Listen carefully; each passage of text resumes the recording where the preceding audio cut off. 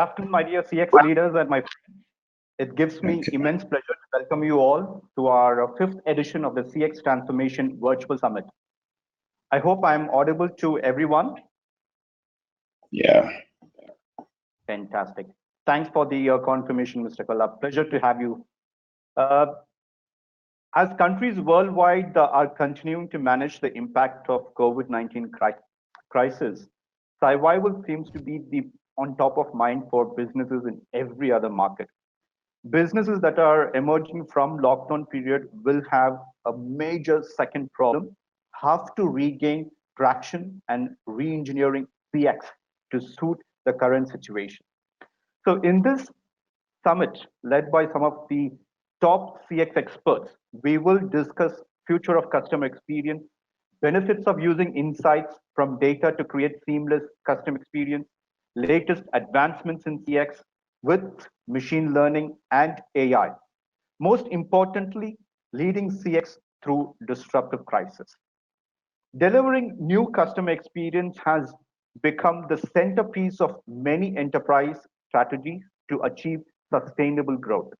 In fact, in one of the recent researches by Everest Group, it indicates that 89% of enterprise are using digital technologies to redefine customer experience, allocating as much as 30 to 35% of their marketing budgets to experience design. And this share is expected to increase to 50 to 55% by 2022. So this conference, this virtual summit is going to be discussing about what next post-pandemic for customer experience. I also take this opportunity to welcome our sponsors, Genesys, Ameyo, and SAP. Before I introduce today's conference chair, I would also like to give a quick walk through the platform. We would like all audience to use the chat and question window that is available on the right-hand side of your screen. Please be interactive. Use these options to engage with the speakers, with the panelists. Feel free to share in your views and your questions to the moderators as well as with the organizers. We also have brochures and flyers available for download, courtesy our sponsors, Genesys, SAP, and Ameyo. So without much delay, I would like to invite Mumbi to the stage. Good morning, Mohammed, and good Mumbi, morning. Can you hear me? Fantastic. I couldn't Welcome hear to you the before, show. but now I can hear you. Absolutely great. Just to give you a quick heads up about Mumbi.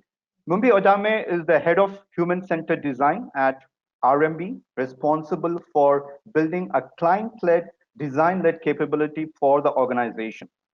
She was one of the first 3 certified CXP professionals or customer experience professionals in Africa. She has a diverse and significant experience in the financial industry. She has a passion for strategy and people, giving her an edge in developing and implementing CX strategies underpinned by a truly human element. Mumbi, it's an absolute pleasure to have you amongst us today as the conference chairperson. Welcome to the CX Chat Show. And the stage, the screen is all yours. Thank you, Mohammed. And I hope everyone can hear me. I will be watching the chat in case we need to, if you cannot communicate with me, I will be watching the chat. So thank you very much for the warm welcome. And I just want to share a few remarks before I invite our first speaker. It is my pleasure to be the chairperson for the conference, and I am absolutely grateful to the conference organizers for inviting me to be the chairperson. Thank you for that introduction, Mohammed. Just as Mohammed mentioned, I work for Rand Merchant Bank, which is part of the First Rand Group.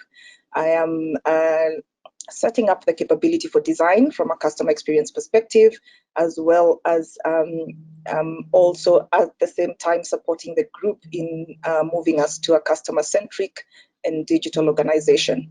So just I am also a part of the Customer Experience South Africa board, which we formed, association, sorry, I'm a board member. We formed this organization about a year ago, and we're still setting up, and that's quite a great initiative for us. So just a few introductory remarks to the conference.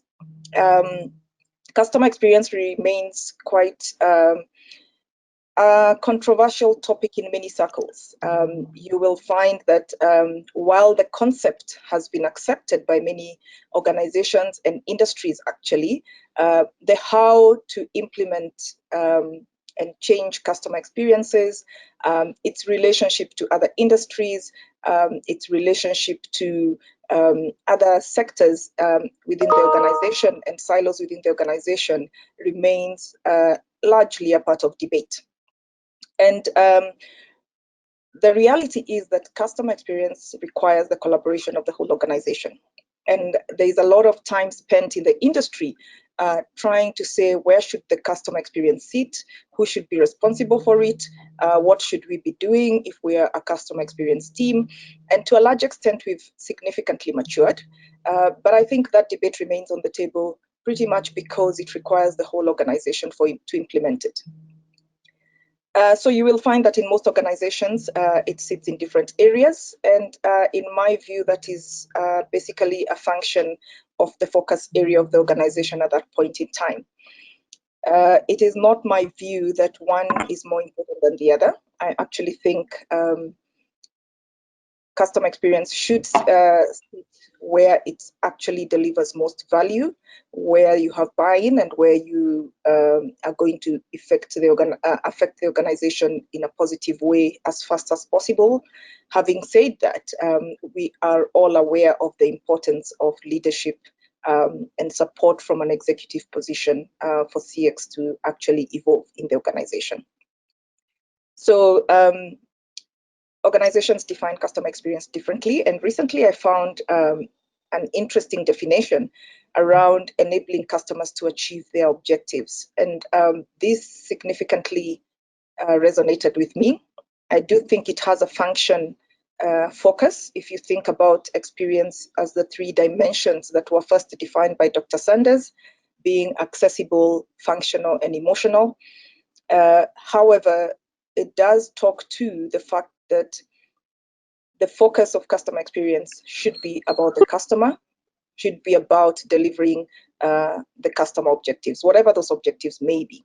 And sometimes we do get lost as organizations in what we think that is. At the core of customer experience is being able to empathize with our customers. So you find that there's different disciplines within customer experience. So you will find that you need to influence the strategy, you need to influence the measurements, you need to look at the insights, processes need to align to your customer journeys, there's technology, data, culture, very critical. And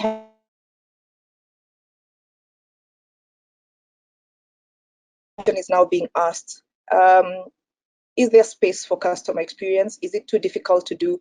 Is it too big to implement?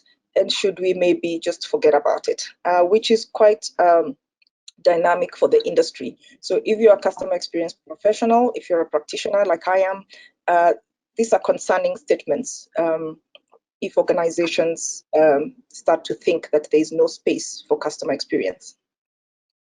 So you find 2 dynamics developing. On the one side, there's quite an increase in spend in customer experience, and I think it was mentioned in the brochure about just how many organizations, quite a large percentage of organizations, are looking to increase their spend, and that increase has been on the rise on an ongoing basis. And the impact of COVID-19 on the emotional dimension of customer experience has also come to support this need for a focus on our customer experiences. If you look at the way organizations have responded in the COVID-19 era around donations to worthy causes to support those who are struggling. In South Africa and in the banking sector here, we've had a lot of support for organizations and for small businesses who have found themselves out of business because of the COVID-19 and the lockdown situation we've had in the last couple of months. And this has become a charitable environment as opposed to just business looking to make money out of the initiatives they put out. There's been genuine drive to support people, to support organizations, to be sensitive to what is going on in people's lives. And this sits squarely at the center of customer experience. Our job is to ensure that our organizations truly empathize with our customers. Our organizations truly walk the talk when they say that they are putting the customer first, or at the center of what they do. And then on the other side, you have companies still struggling with the concept of customer experience or the discipline of customer experience. And as I mentioned, I don't think it's an issue of we don't have buy-in from a concept perspective. I think we do. I think most organizations have recognized this. I think the challenge has always been, how do we actually do it? Hence the question of, is it too difficult to do, and should we focus on other things? We've seen the digital transformation being linked to customer experience, which is something we need to worry about, because sometimes you find organizations thinking just because we have a fantastic digital platform, the customer experience is going to change and it's going to improve. The reality is, if you don't have a holistic organizational design aspect to what you're doing, even the digital platform is not going to work magic for the organization. So these are thoughts to put on the table as we go through the next 2 days, go through the conference today and tomorrow, to think about how we answer some of these questions for business. How can we as practitioners help business not just to see the value in customer experience, but to see the value in putting the customer as their focus point in terms of truly empathizing with the customer, in terms of truly assisting the customer to deliver on their own objectives. I've always said that one of the things we need to walk away from is the concept that customer experience is only about the emotional component. There's an emotional component, but there's an accessibility, or what the Experience Institute has defined recently as effort. How is it easy to use us? How is it easy to access our services, as well as the functional component? Are your services and products actually working? So those three have to be in balance for us to deliver great experiences. And we need to ensure that as practitioners, we are driving that message to our organizations and linking in the emotional component to the other two components, remembering that the other two come first. If something doesn't work, I won't even bother to move to an experience to improve the experience. So as we deliberate on these thoughts for the next 2 days, I think I will want to introduce our next speaker. We will be listening to our peers, we'll be listening to leaders in industry who have done great things as far as these topics are concerned. And I will introduce our first speaker, who is Kolawale Oyeyemi. Kolawale is a commercial strategist with extensive experience and achievements across marketing, sales, and customer experience functions. He is a member of the executive management team of the largest telecom company, MTN Nigeria. Kola has been in various management roles previously and has won many awards. I am impressed that he's an author of 6 books, notable among them the marketing book of its kind, Kill or Get Killed, which is in the US Library of Congress, which is awesome and fantastic achievement. But other than that, other awards include Marketing Professional of the Year, Marketing World Awards, Brand Icon of the Year by Brandage Nigeria, Marketing World Awards Lifetime Achievement Award in Marketing, Marketing Edge, Marketing Personality of the Year. Such great recognition for one of us. So Kola's passion is in developing leaders. He has a foundation called Ignite Africa Leadership Foundation. He's a sought after speaker at marketing and customer experience for locally and internationally. And we look forward to your insights, Kola. I am sure we will all learn and evolve ourselves in this customer experience practitioner as you give us your insights. So welcome, Kola. Thank you very much, Bumbi, and thank you to the organizers. Thank you for inviting me. So I'll share my screen with us as I welcome everybody to this session. Okay, just a second, let me get my screen up. Okay, please let me know if you have seen my screen. Hello?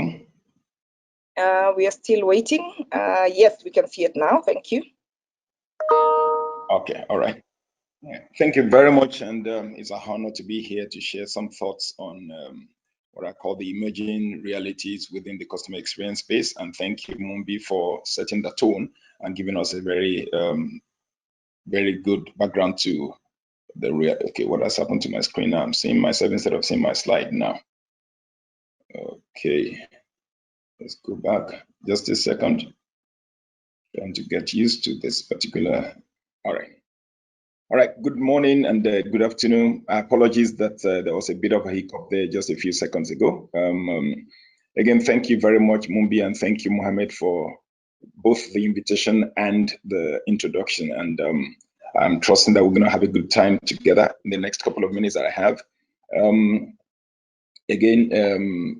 What I'm told to speak on is bringing your service to your customers. I mean, CX at home in this new era, given the kind of background that Mumbi has given, the COVID environment, and the what I'll call the acceptance of the concept of customer experience across organizations and the different dynamics we find in the corporate environment about the concept of customer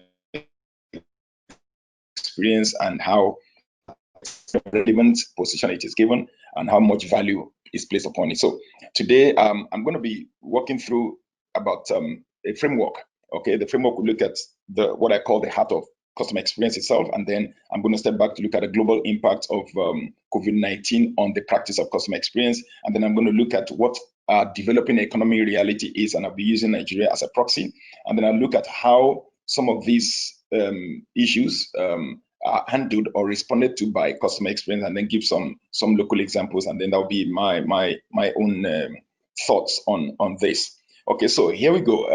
As you may have heard, my background is in marketing or the commercial environment of business, and for me, one of the things I found most critical is the fact that customer intimacy is at the heart of excellent customer experience. And what do I mean by that? When I was in the commercial field, core commercial field, we pride ourselves as organizations or a discipline that tried as much as possible to strategically understand the customer and get intimate with the customer. Now, I find that more than in the commercial field, specifically when I say commercial, marketing and sales and distribution, etc. In the area of customer experience, customer intimacy is actually a lot deeper.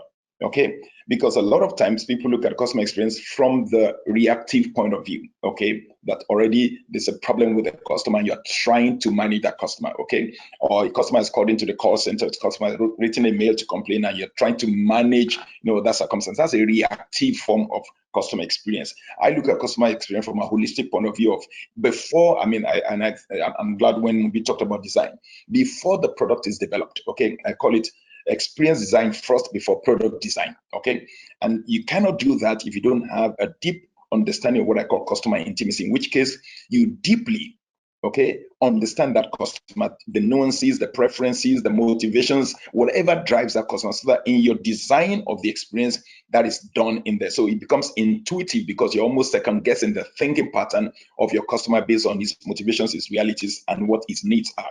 Okay, and then you progress that into the product design. And for me, that's why I say at the end of the day, customer intimacy is right at the heart of customer experience. If you want to deliver an excellent customer experience, if you don't know your customer intimately, if you don't have an in-depth understanding of what drives that customer, you can design experience based on templates, based on some, what I call best practices across the world, and it will be still irrelevant to the customer because there's a deliberateness about customer intimacy. There's an intentionality about customer intimacy that helps you to design the experience exactly the way the customer would design before you go into product design. Okay, so I took a quotation from a poet and soul,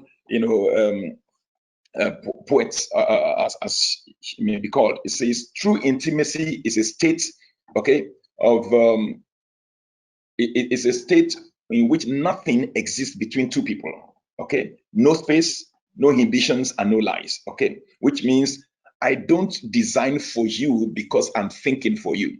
I design for you because I've listened to your thinking based on my relationship and my understanding of who you are. Okay. Now, what that means is that you take away the gap, the gulf that exists between most of the times the designer of the experience or the designer of the product and the end user of the product, okay, which is where dissonances happen, and then you have to do reactive management of that customer's experience. Okay, now if you want to step back and do a proactive engagement, it means you need true intimacy with that customer. You need to understand that customer and ensure that nothing exists as a gulf between you, the designer of the experience, and the product. Okay, right up to the point where the customer gets a product and uses the product, and the customer himself. Okay, so that's what I call customer intimacy being at the heart of customer experience. If it is not there, then we'll be firefighting, and then we're looking at solutions to manage, the outage, solution to manage the dissonances, and that's a reactive form of customer experience. For me, it is more proactive than it is reactive. Reactive is great because problems will happen no matter what you do, okay? But how do we prevent that problem from happening as much as is possible, okay, and ensure that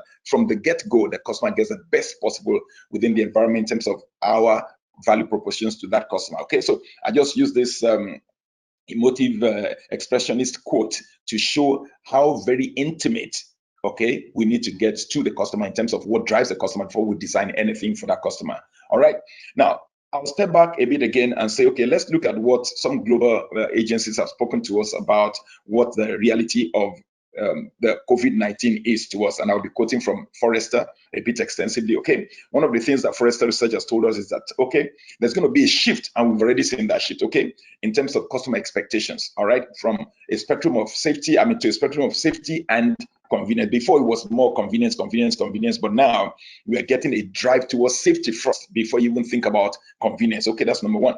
Number two is that businesses are going to ride the digital engagement wave to create hybrid experiences. We're also saying that where you're actually standing or straddling the divide between delivering what I'll call traditional, okay, experience and then digital experience that is riding, on the back part of delivering a better, customer experience using digital. So you're going to have a lot of companies doing that hybrid, okay, straddling the divide in the meantime, okay. Over time, yeah, full digitalization can happen, but right now, people are being forced to quickly go digital because all of a sudden you couldn't do what you normally would do on a normal day, and now you still must serve that customer. So you're quickly rolling back to engage in some level of digitalization, which is not the most optimal because you are reacting again to circumstances instead of being proactive about it, okay?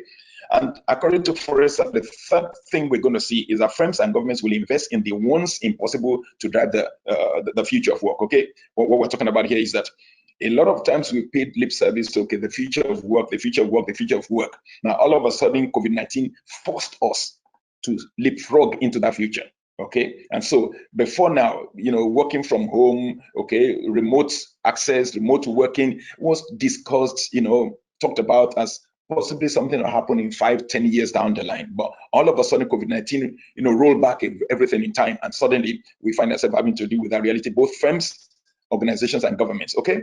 The fourth point that Forrester pointed out is that smart firms will retire technical debt fast and then ride technical disruption with. That means whatever you have as legacy systems, okay, legacy infrastructure, legacy, resources that you had, right now you're going to have to take a critical look at them and say to yourself, this is not going to help me to the future. And so you got to jump onto the bandwagon of the disruptive technology that will help you to manage into that future. And of course, the biggest point of there is business resiliency, okay? If your business is not resilient, in an environment that is so unpredictable, okay, it's like a VUCA world, like they say, that it is very, very, very, very unpredictable, and therefore it can actually get you out of the market if you are not built to be resilient. So business resiliency becomes a very critical element within this period. These are just some thoughts from Forrester. Okay, now we've looked at this from what I call a present danger perspective, but Forrester went further to say that this thing is not going to disappear in the nearest, in the medium term, okay? And they're saying we're going to live with COVID-19 for the next decade, as it were.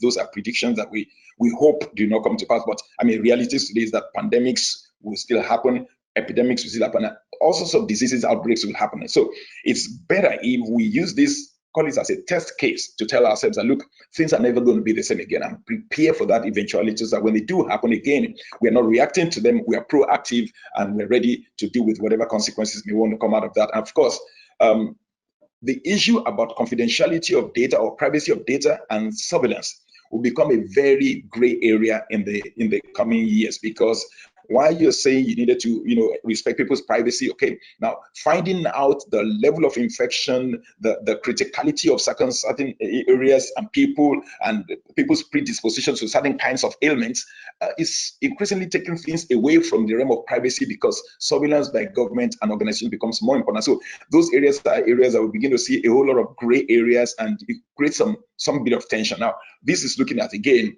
what the future may hold when it comes to the impact of COVID-19. Now, like I did mention at the beginning, I'm stepping out of the global scale right now, the global space, to come into what I call the developing areas. Okay, the developing areas means that across the world right now, we're going to have a slowing down in urbanization. I mean, we're already seeing it happening. People, I mean, in the developed countries, people are leaving the main cities, because right now, when you're working from home, it's better for you to actually live outside of town, where it is cheaper, it's healthier, okay, and you can also enjoy a better relationship with your family from where you're working, so there is no distortion in the home, home economics and dynamics, because you're working from home. Okay, second point you're going to find is that the digital elite employees will shift, okay, to work in remote areas, because you can access your servers, you can access your internal networks from wherever you are. So people who are digitally savvy are going to work more away from the urban cities into more of the not rural, maybe semi-urban areas where they can still have access and still be able to work. Now, a third point that's going to hit a whole lot of countries where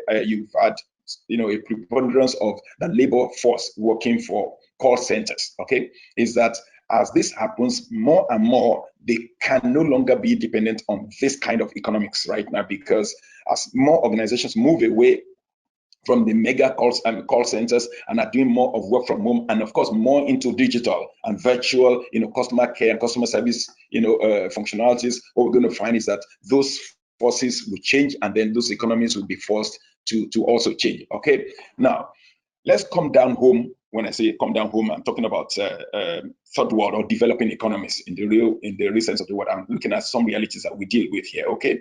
Now, if I'm too fast, please let me know, because I'm trying to pace off for the timing. All right. The first thing that we deal with in the developing world is that we have very ugly state of infrastructure. Okay. When we talk about power, talk about health, talk about transportation, talk about education, they are not in the best state they should be. Okay. Now, this is what I'll create creating some bit of a groundswell of challenges upon which whatever happens in COVID-19 will happen, and upon which whatever impact is going to have on customer experience will happen. Okay, so we have very poor state of infrastructure in most economies, and I'm using Nigeria as a proxy, okay, within the developing economies. Okay, number two is the high level of insecurity. Okay, so you got armed robbery, kidnapping, insurgency all over the place. Okay, not just in Nigeria, across Africa in different areas. The third point you find in developing economies is that the level of reliable broadband access is very low. Okay, I mean, in Nigeria today, I mean, as at the end of December 2019, it's put at 39.58 percentage point in terms of penetration. Okay, and as of February 2020, that's 39.58. Okay, and so you find a situation where broadband access is not so great, as it were. And then the last point here is the high poverty index. Okay, 40% of Nigerians, for instance, still live below poverty line as at the last study, which ended in October 2019, and it says that more than 82 million Nigerians are living below, less than $1 a day. Now, I painted this scenario to show that, okay, this is our reality before COVID-19 ever showed up. Okay, now when COVID-19 shows up, we're going to have to manage customers' experience on the foundation, okay, that looks already very bleak, as it were. Now, where I'm going to is this. The moment COVID-19 came, all right, we had to develop some quick strategies within the customer experiences, whether you're in banking, you're in the manufacturing sector, or you're in the health sector, wherever you were, you had to, respond quickly, okay? And so immediately you found that people had to work remotely, okay? So you had remote working realities that dawned on people. A lot of organizations struggled to get into it, but eventually they had no choice but to move into it, okay? Number two was that you had a shutdown of many call centers because it was a huge, area in terms of infection, because of the closeness, the proximity in terms of sitting arrangements in call centers, and the sheer number of people that work in the call center. So infection rate was pretty high, okay, across. So people had to shut down call centers, okay, which also reinforced the first point that people now had to, work from home. Now, working from home, okay, created its own challenges for the setup and the structure and organization of call centers. Okay, the third point we find there is that there was a spike in customer support needs, because one, everybody suddenly found that they were changing their lifestyle, changing the mode of work, and moving off sites to work from home. So the things that maybe your IT expert would have helped you with in the office, the things that people could have rallied around to help you within the office, now you have to deal with on your own. And so all of a sudden you saw a spike in customer support needs, okay? Especially when you introduce people to self-service, they have needs, they need to be educated, they need to be handheld to get into understanding how those things work, okay? On the back of this was a worsening private income situation, okay? You know, I talked about poverty level before at about 40%, you know, poverty level in Nigeria, for instance. And then you find a case where within the COVID-19 scenario, when the lockdown occurred, a lot of companies began to shut down. Okay, people were paying half salaries, or in some instances, no salaries at all. So you have a worsening, you know, situation in terms of private incomes in that circumstance, and of course, that drove increased price sensitivity. So for every penny people were spending, they wanted bigger value for it. Okay, my pay was complete before I had a sense of value, so I knew what I wanted for my $10. Now I'm no longer earning my full $10. I'm earning like $7 or $8 or even $5. Now I'm going to make a bigger demand on you. If you are a company giving me any service, I'm going to make a bigger demand on you for the tiny money I'm going to spend, because now I have very limited resources and I want to maximize value from that resource. So again, this is a perfect storm, okay, for the management of the customer experience space. All right, and I want to just paint this scenario and say, okay, how do we respond? Okay, and now responding again for me is a case where let's move away from the hardware, because we have a tendency, especially with digitalization, okay, we have a tendency to jump into hardware. Now, for me, it starts from the software, okay, and that's going back to what I mentioned before at the beginning, customer intimacy, because whatever I want to do with technology, if it's not founded on my concept of customer experience that is founded on what I call the software dimension, the hardware is just a hardware. Anybody can buy hardware, anybody can fix hardware together, but it is what you put into the hardware that actually makes a difference at the end of the day to the customer. So I'm saying, before we get into the hardware, because a lot of people start talking about hardware, first is, what is your concept of experience to the customer? Okay, and I'm saying here there is a shared understanding of the customer's problems and true needs of the individual, not the collective. Individual, because it's the individuals that make up the collective, and if you don't understand them individually, it's difficult for you to then, you know, just, you know, give a one-size-fits-all kind of solution. You end up, displacing a whole lot of customers. Number two for me is, again, is a close affinity between the service supplier or product retailer and their clients. So we're moving from one, the manufacturer or the producer of the product, to the service supplier or product retailer. That means we're moving from the production environment to the distribution environment. Okay. Number three, it is what I call the reciprocal understanding of emotional connection to and compassion for the pain points and needs of the buyer. Now we're moving to the end of the buyer now to say, I have bought, okay, I have used and have issues. Okay, how do you connect with me emotionally? How do you understand me? How do you show compassion to me and to my pain points? Okay, and the last point is, after you've taken these three, then what kind of technological support do I need to deliver the kind of responses you're looking at? So you're talking about predictive and intuitive technologies. Now, it's deliberate that I use those two words, predictive and intuitive capabilities, because if you take the three elements that we've talked about now, okay, in terms of the production environment, the distribution environment, and of course, the reactive environment in terms of when there's a problem and you need to take up the customer. If you want to put in a hardware, that hardware must be predictive, having, you know, a database or an understanding of the emotional, you know, tendencies within the customer, the understanding of that, you know, the intimacy of the customer, and then be intuitive.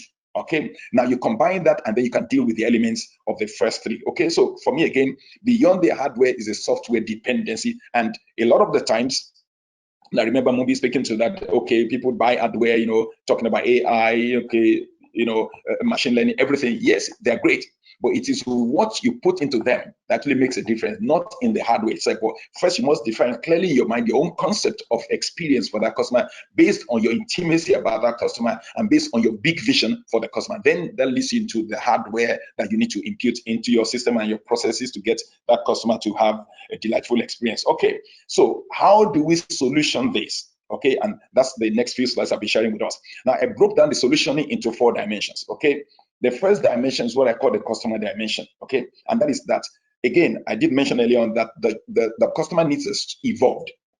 And so the first thing that is that we need to begin to see empathy as a service.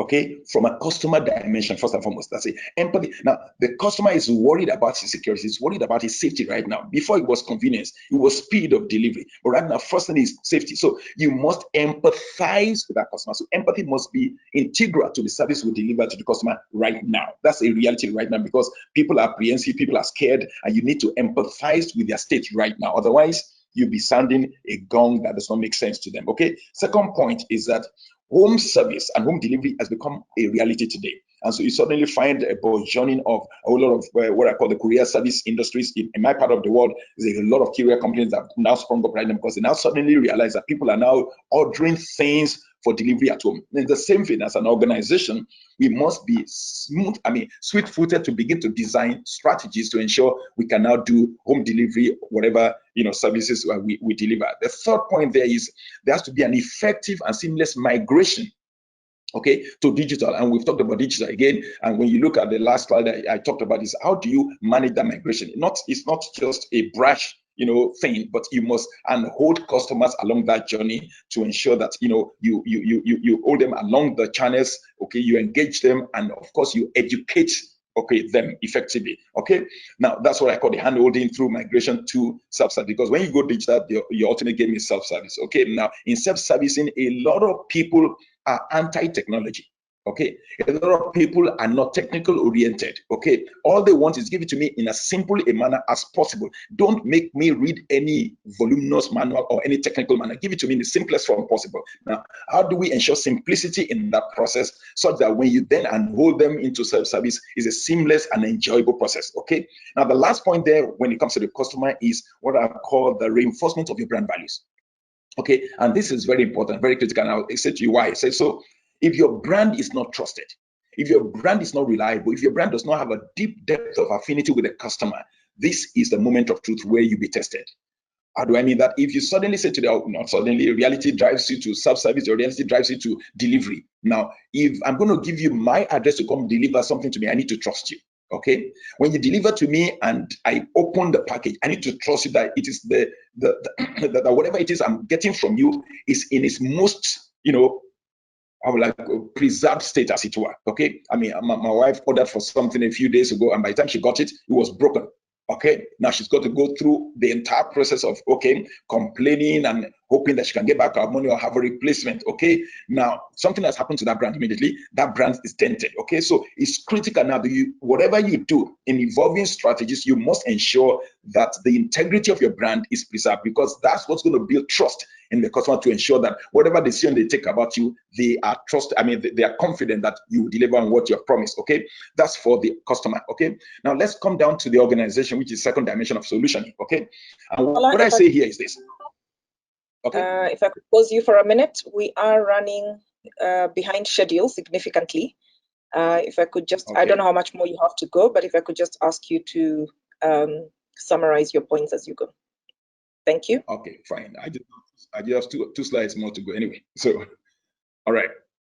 Okay, so for the organization to become fleet-footed right now and say, okay, how do we, elevate speed, okay, and precision above our normal operation? So agility becomes very important for the organization. And then you need to create what I call proactive and predictive opportunities for customer interactions, okay, going into the future. And of course, data analytics, which ties you back right to the customer intimacy that I mentioned before, and then acceleration to digital transformation, okay? And most importantly, how do you train your employees, okay, along the value chain to see how they will help the customer to make that transition, okay? The third point is the customer service reorientation, to say we need to see how we move the customer service orientation away from what it used to be, okay? Because we need to enable, for instance, you now ask people to work from home. Now, for people to work from home, you must enable that process. So how do you equip them with tools, laptops, data enabled, devices to ensure they're able to work at home? Number two is that if you give them all of that, now, remember what I said to you about developing economies where the power is the problem. How do you also ensure they have power to, ensure that those equipments work, okay? Number three is how do you deliver broadband access to them at home if you're going to work at home to ensure they're able to take care for your customers? Now, you have to deal with those who are still within the developing economy. And final point is how do you enable access, okay, to transactional data, remote, you must have access to your server, access to your systems, and again, you're considering confidentiality. How do you manage that? That's a reality in terms of the customer service reorientation that needs to happen in that area. And finally, to the agents themselves, if you're using agents, to work, is that now they're working from home, they are working within the environment of their families. How do you provision them to be emotionally stable? to take care of your customers, because they're dealing with realities. Children are crying while they're online. Okay, husband is a bit, upset that they're disturbing the environment of home. If they're women, how do you manage that emotional? Do you give them emotional support within the period? Okay, and then in terms of contextual remuneration, because they're now working all the hours and working all times, how do you change the remuneration to ensure that they are excited, and so that when they pick the calls, that all your customers are happy, because it's only a happy agent that can deliver happy service to a customer. Okay, and then of course continuous training for the new realities that we're dealing with, and then accelerated digital transformation for them. And finally, how do you ensure that employee experience and skill training is a continuous thing within your organization? And so final point for me is a slide from Jeff Bezos that says the best customer service is if the customer doesn't need to call you, doesn't need to talk to you, that your product or your service just works. And that takes us right back to the beginning of this whole thing, and that is the issue of customer intimacy. When you know that customer extremely well, you're able to design the experience perfectly well, and then ensure the product design is, in tune with that intimacy, and of course the delivery is perfect. For me, that's a view I have to say. How do you move customer experience into the home? And I hope that it made some sense to you. And for me, thank you very much, ladies and gentlemen, for the time. And apologies if I took a bit longer a time. Thank you very much, Kola. That was a very insightful presentation, full of content, I must say. Sorry to have to rush you. I know we did have a bit of technical glitches at the beginning, so apologies for that. But a very insightful presentation.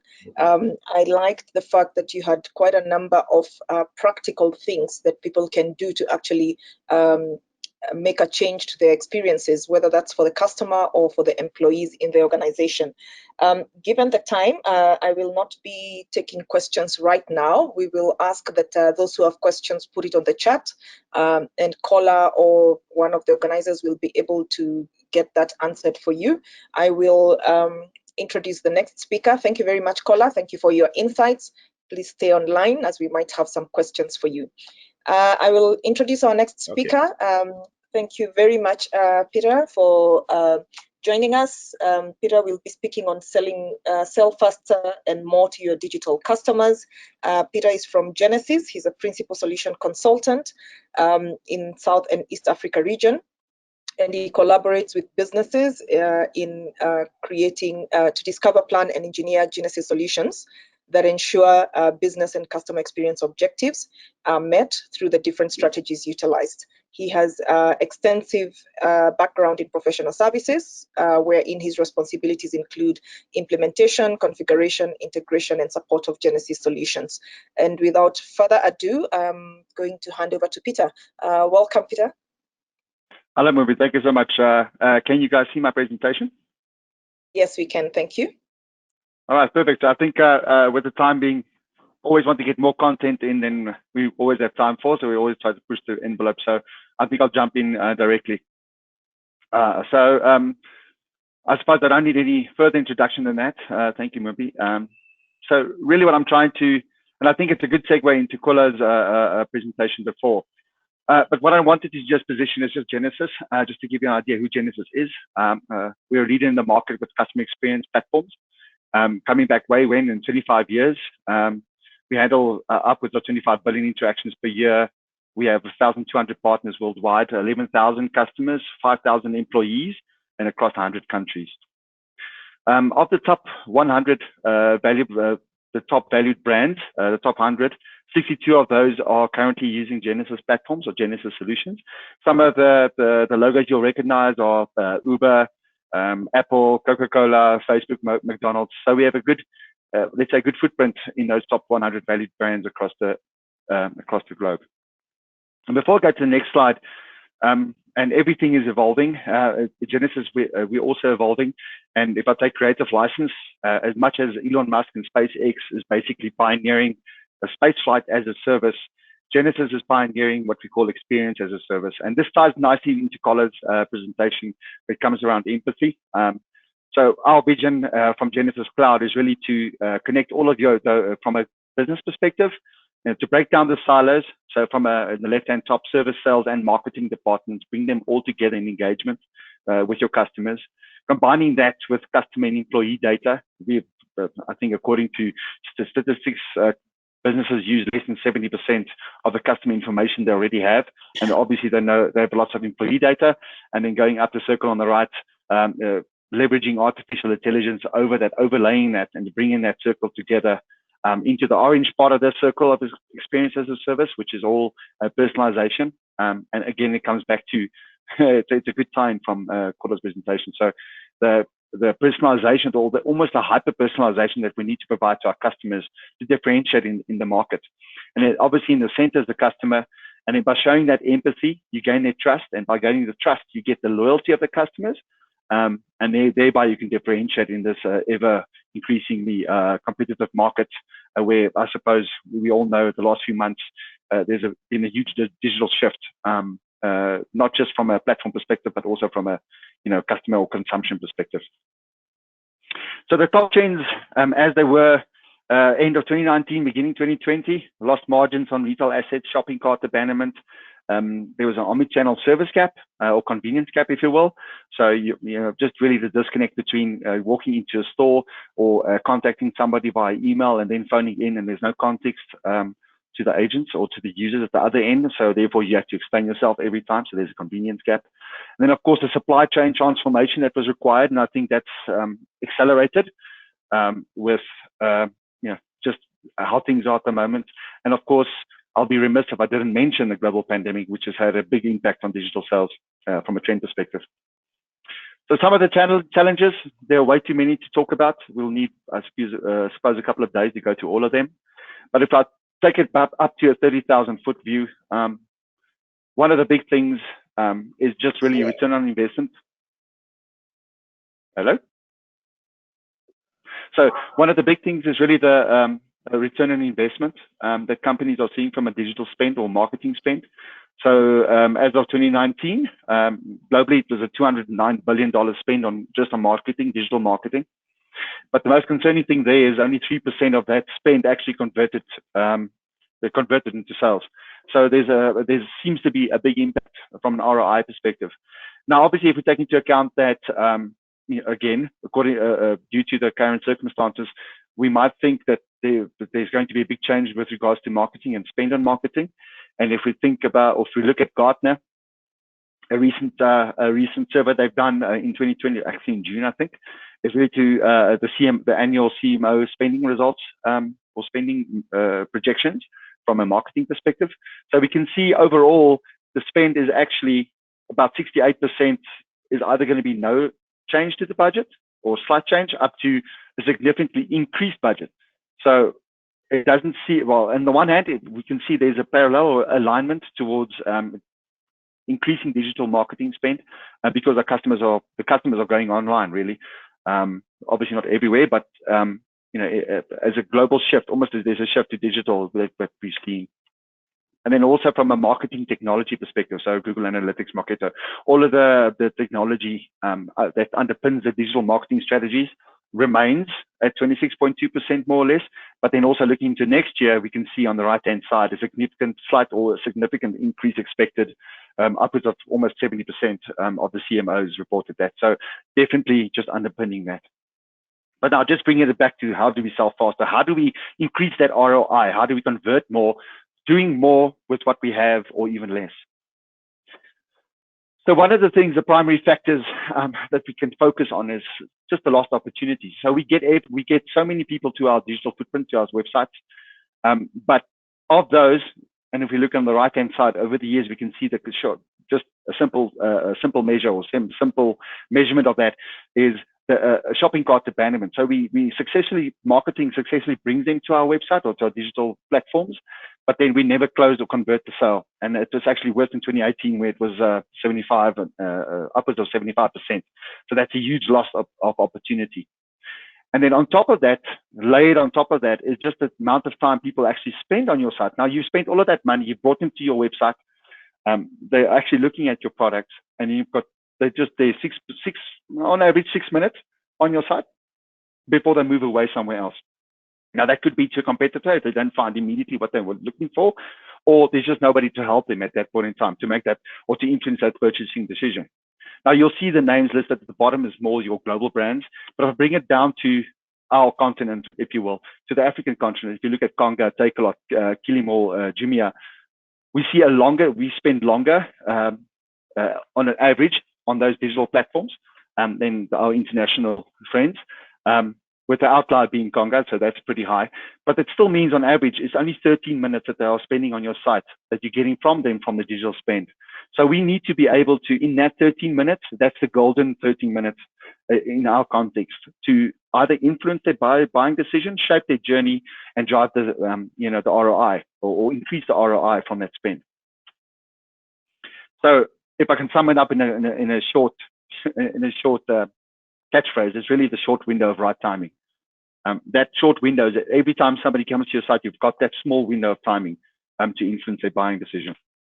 And how do we do that? With Genesys predictive engagement built on Genesys AI or leveraging Genesys AI, it really gives you the ability, driven from Genesys Cloud, to firstly qualify the visitor's buying intent that comes to the real-time analytics that comes to your website. So identifying the right prospect. Then based on the journey that they're taking on the site and the machine learning results on that is to predict their buying interest, and then offer them the most appropriate offer or take the appropriate action, but also at the right time. So if we're all pretty much digitally savvy, and we shouldn't disrupt the customer journey. So that's coming back to that customer journey design that the previous speakers have been referring to. So identify at the right time. So don't interject in that journey if the customer is already on the journey to success. And then also determine based on previous information you have of the customer, coming back to personalization, what's the most, what the most appropriate channel is to engage them on. And then of course, the human element. Well, let's say the engagement element, because it could be virtual or human. Again, the virtual side would be more artificial intelligence driven, for instance, like a chatbot, taking care of simple tasks, or a human for more complicated tasks, to bring that human element into that journey. So it's not just, so if you think about technologies like Adobe and Google Analytics, they're all really, really powerful products. So we can see exactly what's going on our websites, on our digital platforms. The missing piece there is the real-time engagement perspective. So you can see what's happening, but you can't influence or engage in real time. And that's exactly what predictive engagement brings in. You can connect to that resource, your highly skilled resource. Now, these days, sitting at home, working via Genesys Cloud from their browser, being able to service those customers. And of course, when we get this right, if we get the little puzzle pieces right, then that leads to more conversions, and of course that helps you to sell faster and increase your ROI. So a quick use case, I think, is a well-known brand, Ethiopian Airlines. They've deployed predictive engagement, and here's a quick quote from their CIO. Genesys predictive engagement is enabling us to capture significantly more window shoppers on our website. Conversion rates rose by 14% in just the first 2 weeks, and by 49% at the 6-week stage. And we've only scratched the surface of that tool, what that tool can do. So Ethiopian Airlines basically deployed Genesys Cloud in 2019 just in time for the current situation, and they deployed predictive engagement just before everything went awry, and that's the result they've seen. So they were able to flex and adapt to the situation. So what were the real results? So it's 25% increase in their service levels. That 60% faster call response, 17% fewer abandoned calls. But the most notable one, and what I'm talking about, is really these two figures: 49% increase in the website sales conversations. So they were able to engage those customers, 49% at an increased rate, but also 72% reduction in website dwell time. So it really had a big impact on the bottom line from a sales perspective, specifically in the travel industry, which we know had took a big knock in the last few months. So the quote that really stands out to me is really the effective pandemic response that they had without adding any headcount to their current deployment, whilst also increasing their sales and enhancing the customer experience. And if you want to, you can go to that URL at the bottom if you want to screenshot that. There's a full customer story taking you to tell you what happened in this real world results, let's say, use case. Right. So I'm just checking time. So what I actually wanted to show you is, without just talking about it, is to actually show you two simple use cases in real time. So I'm going to attempt the demo spirits out there. Hopefully we don't get a Bill Gates blue screen. So I just want to introduce you to our customer, the customer journey of customer. This is Pieter. He's a proud new homeowner, a young professional, I suppose. And with the continued rising cost of electricity, Pieter's looking for a way to save on his monthly electricity bill. continue to be the same Oppo and if no money just left for Richard to take us through the agenda and we kick off. Mohammed, can we ask that you put on mute whoever? Apologies, Peter. No problem. And please just jump in if I'm pushing my time to the limit. Okay, so he has two driving the decision drivers or decision points. The price has to be right. Obviously, these days the price must be right because being a new homeowner and with cost of living ever increasing, Peter's budget is under pressure, as we all of ours are. And then obviously he wants something that has future benefits as well. So Peter's looking for a solution that will provide more than just a once-off benefit. So that's basically our customer, and I'm trying to depict that journey for you in real time. Well, in real time, in a real life demo. So just give me 1 second. So I'm just going to stop my screen share just to open it. Give me 1 second. And do that. All right.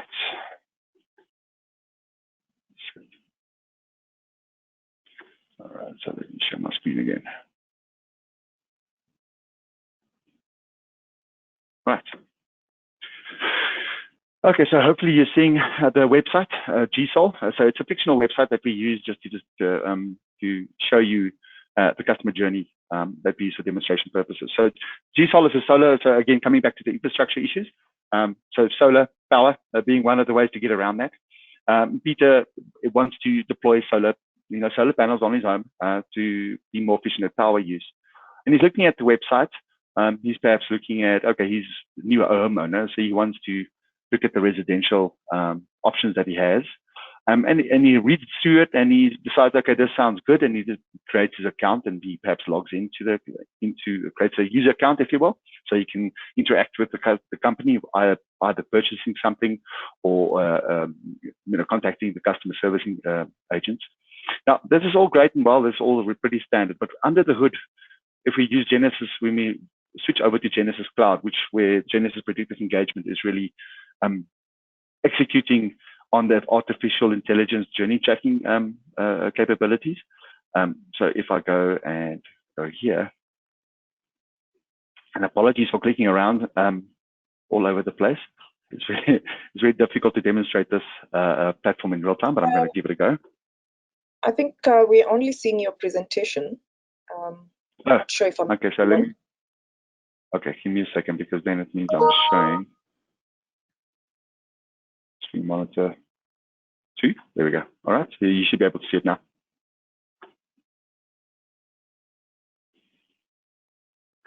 All right, so there's the website as I was referring to before, G Solar. So he's clicking around on the website, looking at residential, looking at learning, and he's browsing around and he's now logged in. Under the hood, we've got Genesys Predictive Engagement actively or in real time tracking the journey. So if we look at over here, we can see it's unknown. We don't know who the customer is at this point in time. So if we look at that loading up, so we can see we went to home, we went to residential, we went to login. So we're in real time, we're tracking the journey. So you'll see immediately as Peter is now traversing to the website, we can see exactly which pages he's looking at. At the bottom is the actual artificial intelligence. So based on sequence learning, we're determining, we've set an outcome. We want him to purchase something from our site, or we want him to deploy something or deploy residential solar panels, if you will. And that's what our artificial intelligence is tracking the probability of him doing. So as I'm going on the journey towards the outcome that I want, the probability will increase, and that's how we're using artificial intelligence to track it. So this use case is Peter's obviously looking for something, so he's going to residential. So let me just go up here, and he's looking at all the products, and he says, yes, I am. I'm interested. Yes, I am a homeowner, and I put in my address. I can say, okay, whatever the square feet is, so many dollars per month. He goes next. So now he's looking at the cost. Now at this point in time, this might look a little bit, that looks a little bit expensive to Peter. He might not have the budget. You'll see at the bottom, the outcome has now increased significantly. We can see segmentation happening in the real time. So this helps marketing understand the journeys. So Peter's not too sure what he needs to do. He's not sure about the cost involved at this point in time. He doesn't perhaps have, just minimize. So because of that, because he's hesitant and we're trying to shape the journey, and we're trying to say, okay, don't worry, there's a up to 30% tax credit offer if you go for this. So now we're shaping the journey and saying, okay, that little offer that came up, that's really Genesys predictive engagement doing that, and you can manage that in the interface, so you don't have to be a coder to do that. So he takes up the offer. On the right-hand side, you'll see that we've now offered him, he's abandoned the form. We can see his content offer was offered and he accepted the content offer. And Pieter's all happy. Now he wants to engage. And he says, okay, great, that's fine. I got options to engage with the agent. So he goes to web chat. And because he just wants to go ahead, and you can see a chatbot coming in. So that's a second use of artificial intelligence. I want to make an appointment. So this is a very linear task that a chatbot can take care of. So it doesn't have to involve a human agent at this point in time. So let's say tomorrow. And what time? Can I give you another 1 minute to? Yes, I'm almost done. So it's really, so now the appointment is made. Just in the chat. So we can see all of that happened. Pieter's happy. He's got his solar panels installed, and now some time goes past. So that's the first use case. We're shaping the journey, and we're getting him to do the first bit and install the rest of the panels. Now some time goes past, and Pieter gets, and based on a marketing campaign, he gets a marketing email, and now he goes and clicks and says, oh yes, I need to perhaps expand my the number of batteries as part of my solar deployment. So he goes there, and perhaps he goes to utilities, and he wants to add more batteries, and say, yeah, that's fine, add that to the cart, and I want to add 8. Now remember, I'm that buying journey, so we're checking this in real time, so we can see what he's doing. Now it's coming back to the abandoned cart scenario that I was speaking about earlier. So now all I need to do, the outcome we want Pieter to now place the order, because that's the outcome we're tracking from making a payment. But Pieter's not certain, so he goes out. He doesn't feel comfortable making that purchase, and because he's abandoning that purchase, we can apply a discount. And now we engage, and this time we're bringing in the human element, because this time it's a more complicated task. And I'm almost done, Wimby. So he's asking, I want to speak to an agent, and I want to speak to a bot. And that's where so now we're connecting it to, we're doing the blended AI capability. So we're connecting him to an agent instead of, if it actually responds, come on. Instead of the, speak to an agent.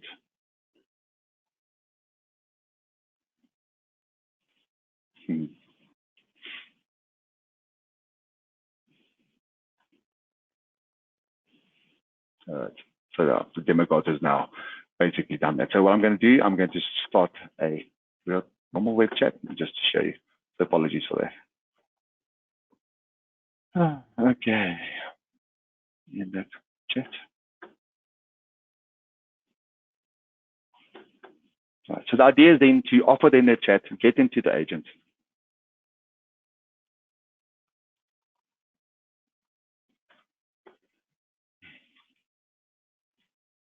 Right, and in the cloud platform, we receive the chat.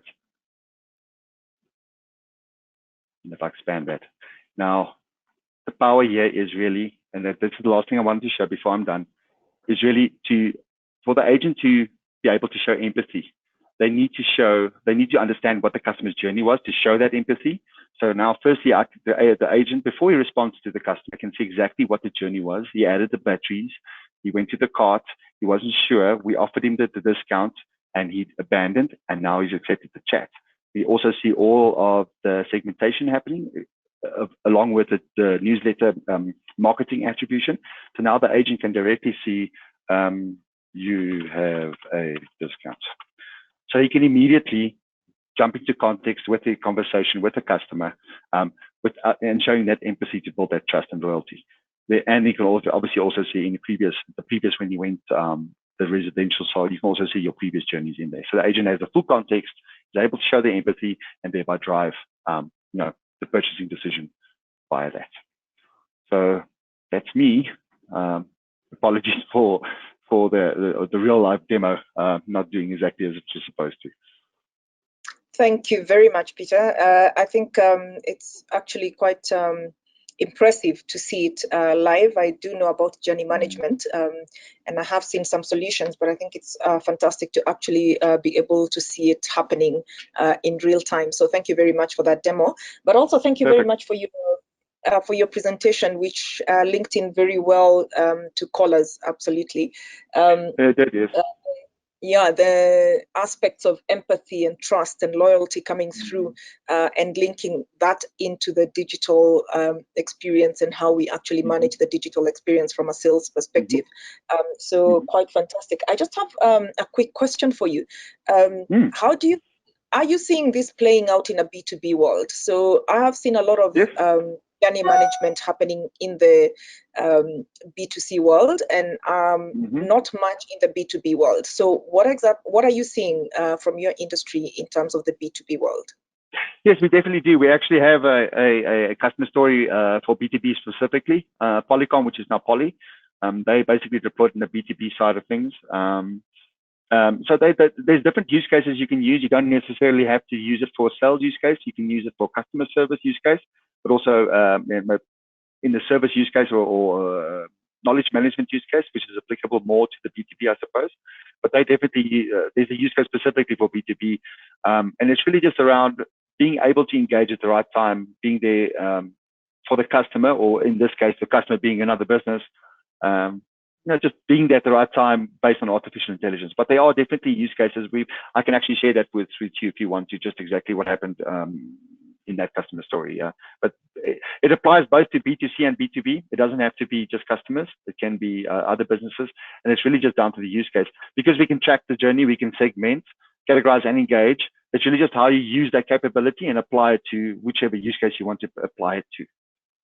Fantastic. Great, thank you very much. I don't think we have time for more questions. I actually want to appreciate you for helping us close some gap in terms of the schedule that we started behind. So thank you very much for that. It's appreciated. That's fine. And yeah, thank you. Please stay again online as for our audience. You have the chat option to ask your questions. Pieter is available, and our previous speaker caller is also available to answer those questions. And we will keep engaging on the chat. So I'm encouraging you to ask your questions and make use of this opportunity to actually speak to some of our experts in terms of being able to resolve some of the challenges you might be finding in your space. So I would like to introduce our next speaker. Our next speaker is Marc Emert. I hope I've pronounced that properly. He's a solution specialist at SAP Customer Experience. He has 10 years in software selling in both B2B and B2C environments, servicing, selling, and consulting to top South African corporates. And without much further ado, welcome, Marc. We look forward to your presentation, how to build an intelligent experience in an experience economy. Fantastic. Good morning, Mumbi. Morning, sorry, speak over you. Just to let our audience know, Marc does have a problem, his webcam, but we will be seeing his presentation on the screen. Thank you, Marc. I'm going to ask Mohammed to share the presentation as well. Can you see the presentation now or not? Not yet, but I'm sure it will come up. Mohammed is on standby. Yeah, Mohammed, do you mind sharing it? Unfortunately, it's a Mac issue. Okay, fantastic. Can you just want to jump onto the next slide, please?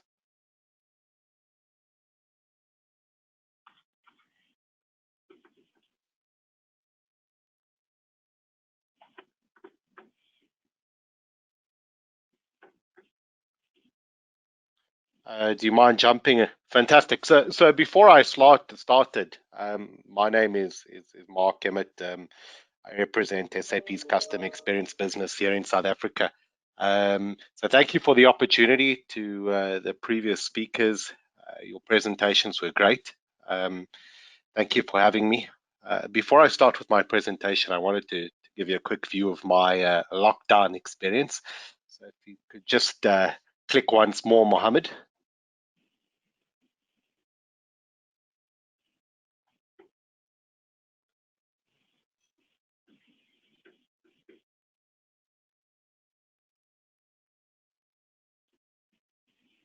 So that has been my lockdown experience. I'm the proud father to 2 8-week-old babies, twins. So it's probably a good idea you aren't seeing me on the camera. But let's continue. Next slide, please, Mohammed. So I think the stark reality is, that in the last 15 years, there really has been an incredible turnover among the Fortune 500 companies. 52% of these companies, which were previously on the list, are no longer. Next slide, please. At the present rate of churn, by 2027, 3/4 of today's top S&P 500 will be replaced entirely. So how do companies stay relevant? And really, a lot of it's been echoed in the previous presentations, but it's really about maintaining a laser level focus on improving customers' experience. Next slide, please. Executives are starting to see, customer experience and improving customer experience as being increasingly important. This really is now becoming a key differentiator and a key competitive advantage. Okay, next slide, please. Just to echo it, 91% of executives view this as a top 3 priority for their company. Okay.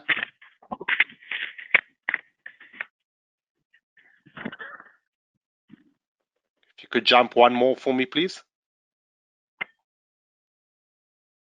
Okay, so here's the reality. 80% of CEOs believe that they're delivering a superior customer experience. The reality is only 8% of customers agree. There's a huge disconnect. And I think the implications, are quite powerful. So, 66% of customers are switching brands to poor experience. 95% of those customers will tell their peers and tell their friends and colleagues about the bad experience. And that's with significant implications, cost implications. Could you jump the next slide, please, Mohammed?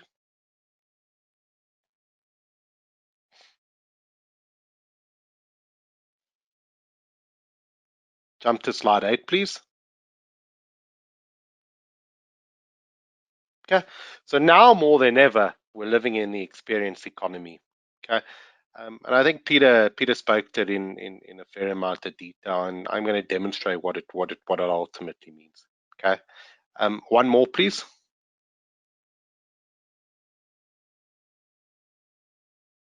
Okay, so being in the experience economy and being able to offer a differentiated customer experience is really about moving away from legacy programs and legacy applications which are static. Okay, they're single instance, they're not multi-channel, they're isolated, they're transactional. Okay? So Pieter gave a good example when we talked about elements of transactional and operational. A customer's browsing on a website and he drops off and abandons the shopping cart. That's a great example of transactional data, operational data. Where we tend to be lacking is understanding why the customer's dropped off. And it's about moving away to dynamic processes and omni-channel capabilities and embedded intelligence and personal and conversational interactions with customers. Okay, next slide, please. Okay. And fundamentally, when we talk around the single source of data, SAP comes from this background, where you've got one focal ERP system, and ERP informs finance and sales and purchasing and manufacturing and human resources, and all of the data sources are connected from an ERP point of view.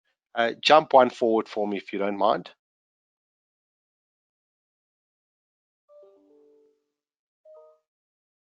You went one back.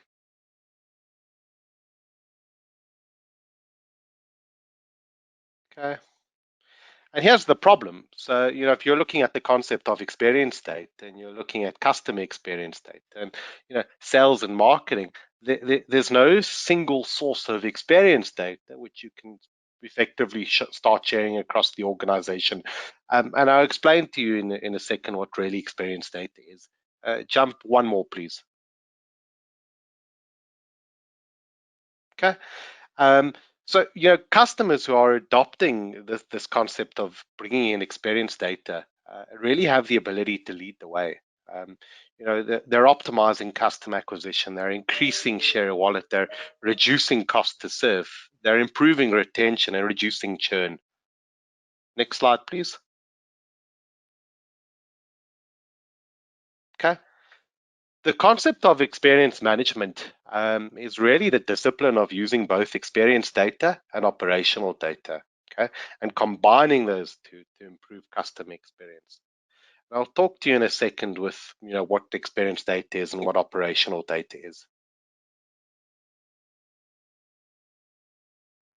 Okay. Jump for me, please, Mohammed. Okay.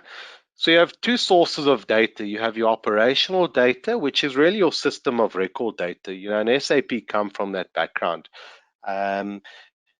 Your operational data, let's put it in the context of a website. So a customer logs onto your website and he drops off, okay, or he completes a transaction. That is operational data, okay? Your experience data is really around why has he dropped off. So I've added an item into my shopping basket and then I close the browser. Why? What are the reasons? Why is it happening? What is the sentiment? And really offering effective experience management and closing this gap is about combining your operational data and your experience data, your O data and your X data, okay?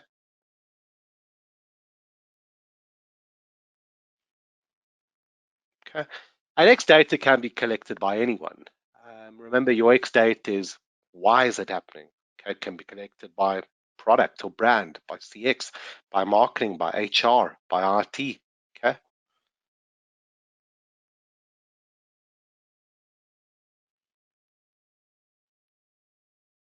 And the key is it can be collected on any channel. So, you can start collecting the why or the experience data from your customers across, things like Alexa, things like Facebook Messenger, things like your website, things like email, things like SMS or USSD. So you have the ability to really listen to your customers, start ingesting this operational data and combining it with your experience data. Okay, that is a key differentiator.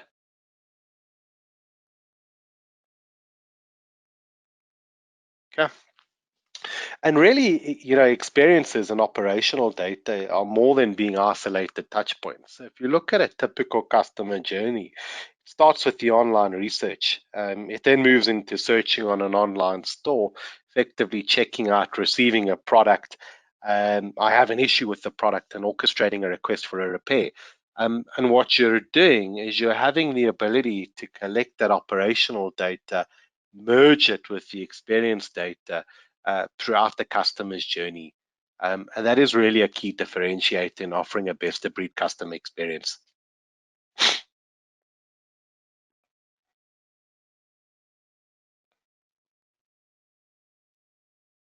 Okay, I wanted to talk through some examples over here. So I think everyone's familiar with BMW. So BMW North America, what they're doing is they're sending automated questionnaires on every single customer engagement and every single customer interaction. Okay, and what the Qualtrics capability is doing is automatically establishing that a customer's had a negative interaction with BMW, and BMW are responding within 24 hours. Okay. As a result of bringing in that operational data and experience data, they're resolving up to 90% of all issues within 5 days. They're seeing a 23% point increase in NPS just by listening to their customers throughout their customer journey. Okay. Next slide, please, Mohammed. So Dish are a telco provider in the US, and if you look at a typical telco customer's interaction here, you know, they're collecting the operational and experience data through every single interaction with the customer. So the first time the customer calls the website with an issue, to the customer requesting a field service technician, how was that experience? Okay, and they're starting to ingest that data. You know, Mumbi, you spoke around the concept of a buyer's journey. But really what these guys are doing is collecting that experience data from an end-to-end point of view. They're seeing a 10-point increase in NPS year on year. Okay, this is significant. They're seeing 15 million US dollars reduction in customer churn cost. So just by collecting, you know, the operational and the experience data and listening to customers. Okay.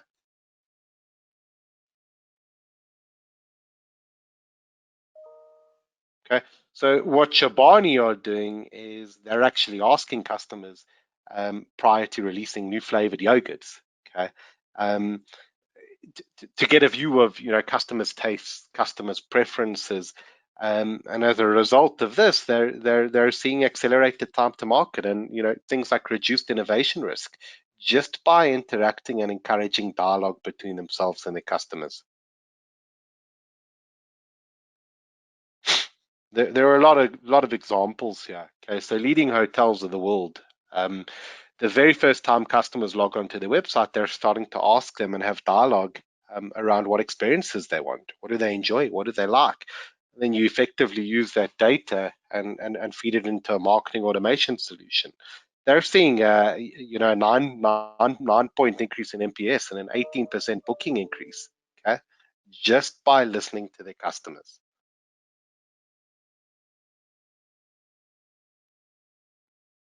Okay, and really what it's about is, you know, delivering effective experience management and effective customer experience is about listening to your customers. Okay, so collecting these insights, having conversations with customers, and I've given you phenomenal examples of companies doing it, understanding it, using, you know, significantly powerful capabilities within Qualtrics to start doing things like churn and propensity to spend, etc., and then taking the action and the insights. Okay, so things like closed ticket looping and, you know, creating follow-ups and responding to issues. So really, it's about listening, it's about understanding, and it's about acting.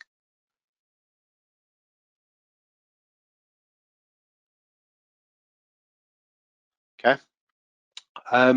You may or may not be familiar with Qualtrics.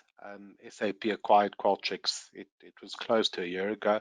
And they're seen as pioneers of this experience management conversation. If you log onto the Qualtrics website, there's a section there where they're offering, you know, a number of free solutions for a limited time. Things like Return to Work Pulse and Frontline Connect. So it's pretty cool. You have the ability to set up this Qualtrics offering for yourself, try it out, see how it works, and you can start gathering this experience data immediately. Okay. Any questions? Feel free to reach out to me.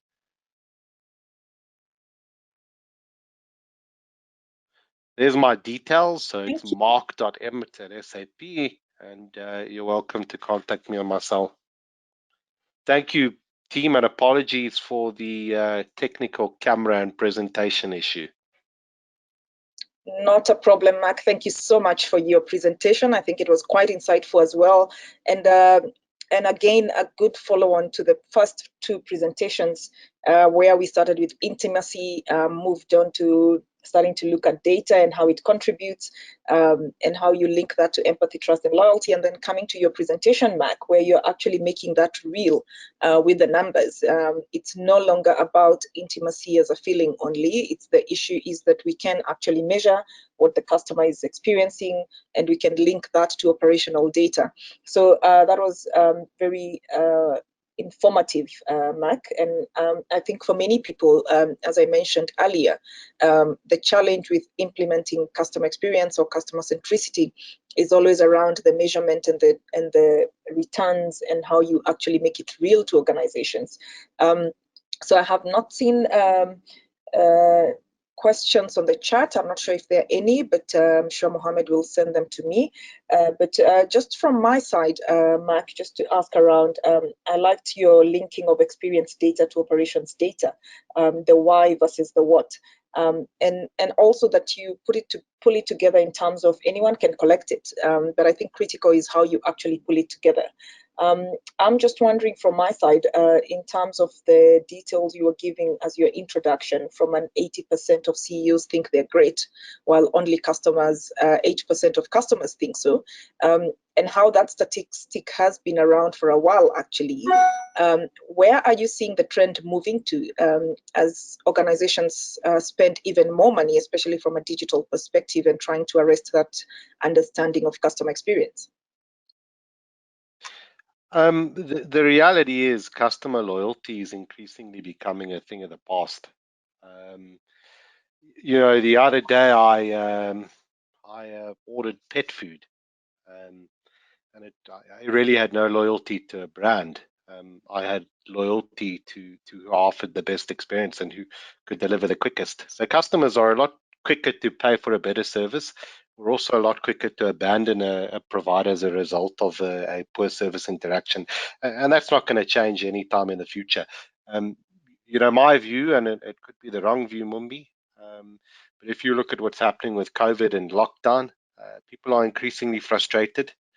Our levels of patience are significantly less. We're also increasingly demanding on our service providers, now more than ever.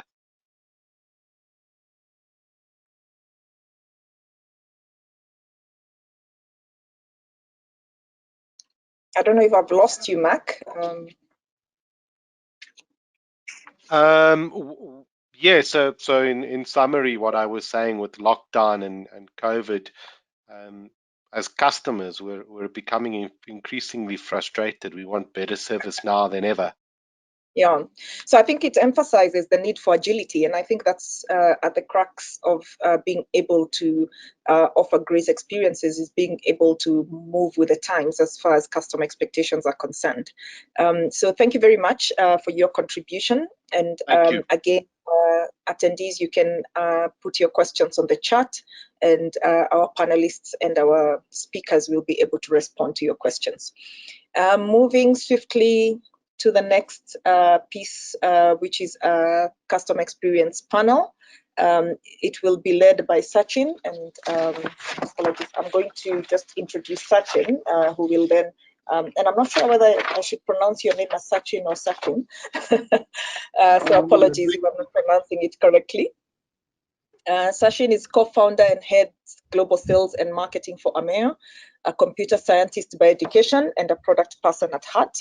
Sachin has been involved in understanding needs and delivering customer engagement solutions to consumer-facing companies. He's been working with CIOs and customer experience leaders in over 60 countries over the last 16 years, and believes problems in emerging markets need unique solutions. Sachin is going to be our moderator of the panel, and he's going to introduce the panelists. So welcome, Sachin. Hey, thanks, Mumbi, and hi everyone. I hope you're keeping safe. Can I have Edna, Ivy, Femi, and Seema join? Okay, so yeah, I'm seeing you, and then you're going away. Let me call you guys one by one. Then yeah. So Edna, hi Edna. Can you see us? Can you hear us? Edna, we yes, can't I can hear you. I can hear you. Okay, perfect. Yeah. Edna is head of marketing, e-commerce, and customer experience at Vivo Activewear. I checked out that brand. It's a very, very modern-looking brand. Great job at designing the journey that I could see in a very, very short period. Edna, we have seen a lot of e-commerce and retail, and I think your inputs would be really, really welcome. Next, we have Ivy. Ivy, if we are here, can we see you? Yes. Okay. Hey, Ivy, how are you? Ivy has joined us from, I believe, from Lagos, Nigeria. She's Chief Experience Officer for Africa Prudential. And then we also have my very good friend Seema, We have met at a few events. She's the Deputy Director of Customer Experience at NCBA. Let me also see if we have one more gentleman, Femi. Femi, if you can see us, just turn on your camera. So Femi is Head of Customer Experience Tools, Processes and Projects at DHL, and he has had a very strong stint at DHL across Africa. So I'm sure he understands motivations and intents of customers across, from Sub-Saharan, to Tanzania. So he's done country specific, he has done region specific, and a very solid experience at DHL. Femi, we can't still see you. In case you are trying to come online, just see if you can come online.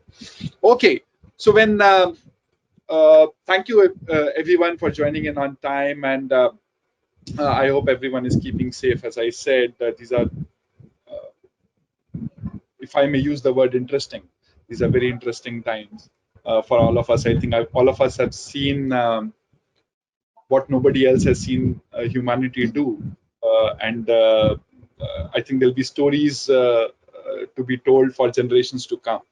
Now, how we are going to do this is, I was telling the lovely ladies that it's like going to be a coffee table conversation. We don't want to use any slides. We surely don't want to throw any technology. I think I have had enough of technology in my life. So I would want to bring out stories, because I think stories are the ways that we can learn from each other's experience. And the first story I want to start with, and there are 4 or 5 areas that I want to cover. Let's see how much can we cover in the 40 minutes allocated to us. The first story I want all of you to share is when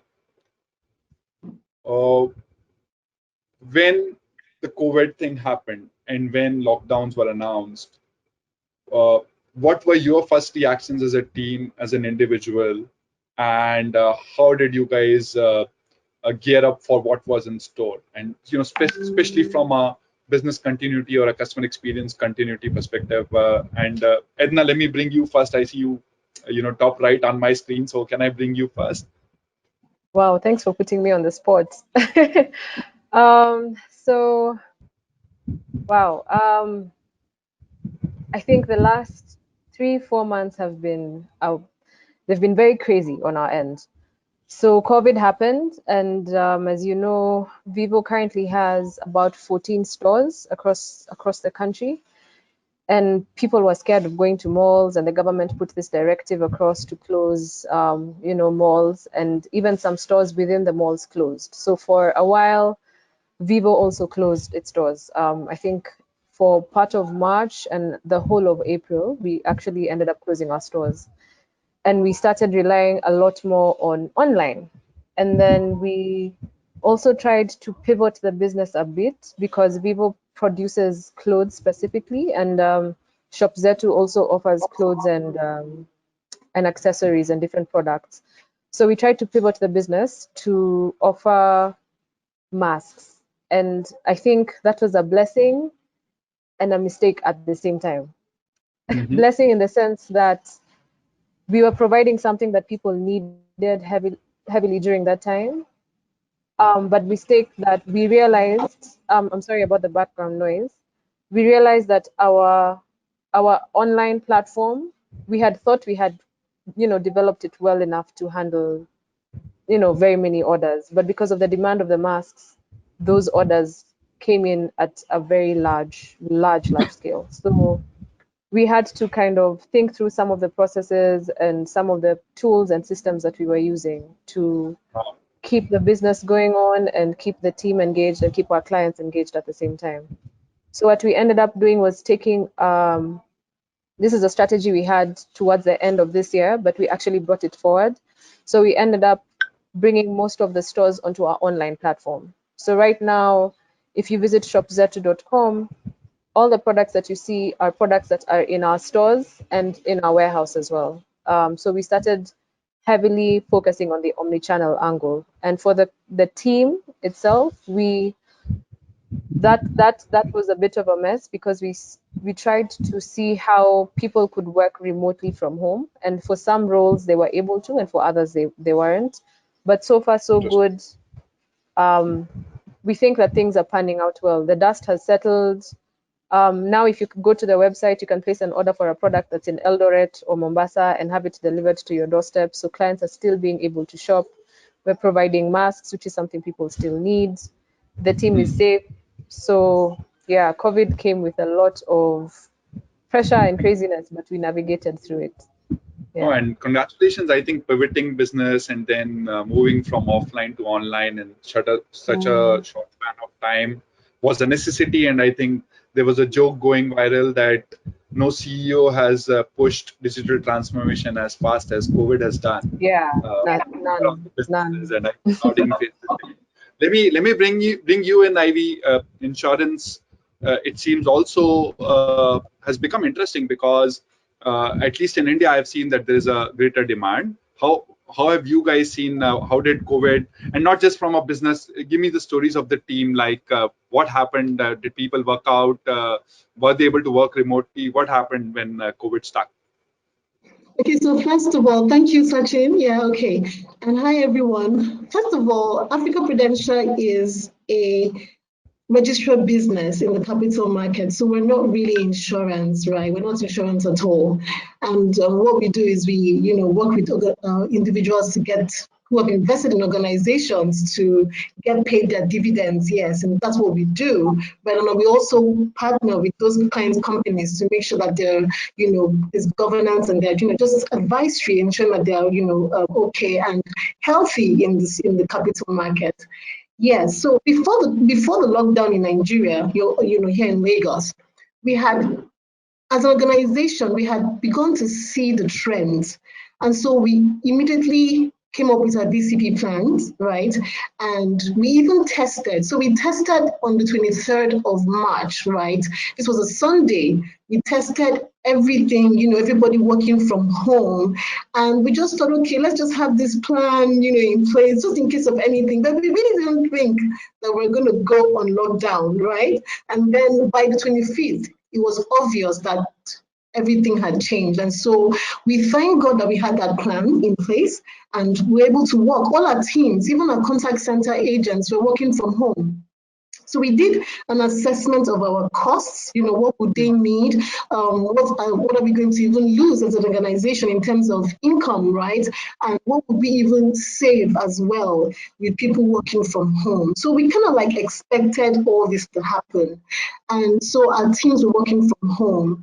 Nigeria, of course, the power issues are not very stable. So that's one of the challenges that our team faced, because they're working from home and, they have to, in Nigeria, you also have to kind of provide your own power for yourself. And so there was support for that. Also data. So what we did was that we have teams who are receiving calls, emails and all. We had to also give, the modems, so we got modems ready for our agents, right, so that they could have stable, data working from home. So those two things were very in place for our agents. And of course, we had the WhatsApp, platforms that we're using to engage as in real proactive engagement, just to ensure that teams are motivated, teams are, they're doing what they're doing at home, just checking in, just to ensure that your teams are in the right frame of mind, because this was new to us as well, right? And emotional mental stability is so crucial, especially when people are, handling customers, for the organization. And so that was also in place. Now we also experienced, of course, because we had working customers coming to, claim their dividends. That was our reality before the COVID. But now we saw a migration from the regular working, because you couldn't work in anymore, to the online channels that we had in place. And so yes, that was another challenge we're trying to manage, because of course you're not recruiting, you're still working with the same team that you have, So while on lockdown, we started re-strategizing, we're putting in place our CRM, which was great. And then we were also working on, what are the things that we can put on the digital, space, so that people don't really need to have physical, interactions or hard copy of stuff, to be able to get service. So yes, that's what we had in place. And it's been great, so far. Of course, we've experienced a real avalanche of volumes on all our channels now, and we're trying to manage that in the space that we're in now. Yeah. Sure. Yeah, I was talking to my friends in Asia just last week from the Philippines. They had a very interesting story. You talked about modems, right? Because most of the agents didn't have internet connection or reliable connection. So one of the agent actually, because this was a 1,200-seater call center, one of the agent actually looked at this as a business opportunity, talked to the telcos, and was able to negotiate a great telco deal and give it to all the agents. So you had very, very interesting things happening where because there was no availability of modems off the shelf, this guy was able to talk to a distributor and then distribute it to 1,200 agents across provinces. Philippines is a place of island. Seema, how did it work out for you guys? You guys are essential services. Were you working remote? Were you working from office? And how did that go for you guys?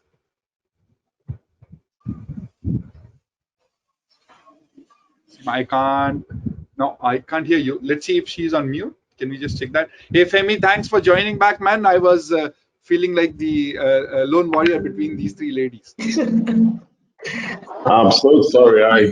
It was some technical difficulty, but I knew I had to bail you out, so I had no choice but to join quick. I took the liberty of introducing you to the audience already. Femi has significant experience at DHL across. I think I was pretty amazed at your experience in DHL across geographies, Femi. While Seema is setting up her microphone, would you want to come in and let us know, because both from, I think, experience perspective and even logistics, because if people like Edna were doing more online business, I'm sure it was leading to more deliveries at your end. How was DHL business and your function itself impacted with COVID? Okay, thanks, Sachin. So yes, you are actually absolutely right when you said this COVID sped up the implementation of certain strategies for CEOs and businesses. So our strategy for 2020 and onward for the next couple of years in DHL Express is to deliver excellence in a digitalized world. So we had already actually started the process of getting closer to our customers online and in the digital space. And well, this has been ongoing for a couple of years now. So what it just did was it sped up the process. And what we did was immediately we started to enhance our systems quicker because we knew that we needed to meet our customers where they could be at that time and where they wanted to be, which was online. So, I mean, for example, we have what we call the DHL Express mobile app, which would allow customers to request a quote, and it's a mobile app, so you can download it on Android or iOS. Customers can request a quote, and once they've registered their phone number or their email address, any package that is going to them or that is going out from them automatically pops up on that application, and they can track it real time. And if they, for example, wanted to pick up the package from our office as opposed to them waiting for us to bring it to their house, they had the option through a service that we integrated with it called on-demand delivery to choose what option of delivery they want, and to pay their customs duty in cases where customs duty is required. There was also the panel that was integrated with that so that customers can easily pay their customs duty. We recently started launching and we're doing a big project on omni-channel. So, live chat is one of the options that is integrated within that simple app that I've just described as well. So that if customers eventually feel like they need to speak to the human factor, and they can easily click on the button and ask their questions. So what we thought was that since everyone is looking for new ways to either interact or people are trying to get to understand the new normal, we put the power in the hands of the customer so they can do whatever they want whenever they want it. So our entire suite of services or the customer journey is and the process is fully mirrored into the application so that customers can do their business on the go without even interacting with the human. But we also had the experience that Ivy talked about, because this is across markets now, and the situation varies from country to country. We had our teams having to work back in, we had people who had to do work from home, so we had to activate things like telecommuting, we had to put soft phones on PCs, and we had to take so many things into consideration, like security policies and all that. So it was a mix of so many things, call reforecasting, because of course, it would either increase or decrease volumes of calls or tasks that come into the teams. And because of the new way they're working, may affect the way they work as well. So it was a totally new normal. But what we had in the center of everything was the customer. Because like we've all said, and like the presenters earlier have mentioned, customer experience is key. And it is where the customer these days gets the best experience that they would prefer to swing to. It was a beehive of activities with DHL Express because, of course, the essential goods as well. Even during the COVID times, we still need to move back and forth between countries and within countries as well. Sure. Seema, are you able to come in now? Can we hear you? Yeah, I'm hoping you can hear me. Can you hear me? Yes, perfect. Fantastic. Seema, you guys are in essential services. Was it any different for you guys, or were you still working from office, or how did it go for you guys? I mean, some of the impacts are exactly the same as what my panelist colleagues have spoken about. I guess the difference is that being an essential service and also being a bank, the regulation levels are a little different. And therefore, there are so many things that are prescribed of us and how it is that we must operate, which then affected how it is that we would respond to such a situation. You'd think that, for example, we would have a great VCP in place. But, when COVID-19 came in and our crisis management team was formed, I think everyone has never seen anything like this within their lifetime here. And so there's so many things that we had not considered within the VCP that now we are running around trying to put together. And especially considering our branches have to remain open. So, there is a workforce commuting in and out. We have a curfew in place. Initially, it was until 7, now it's until 9.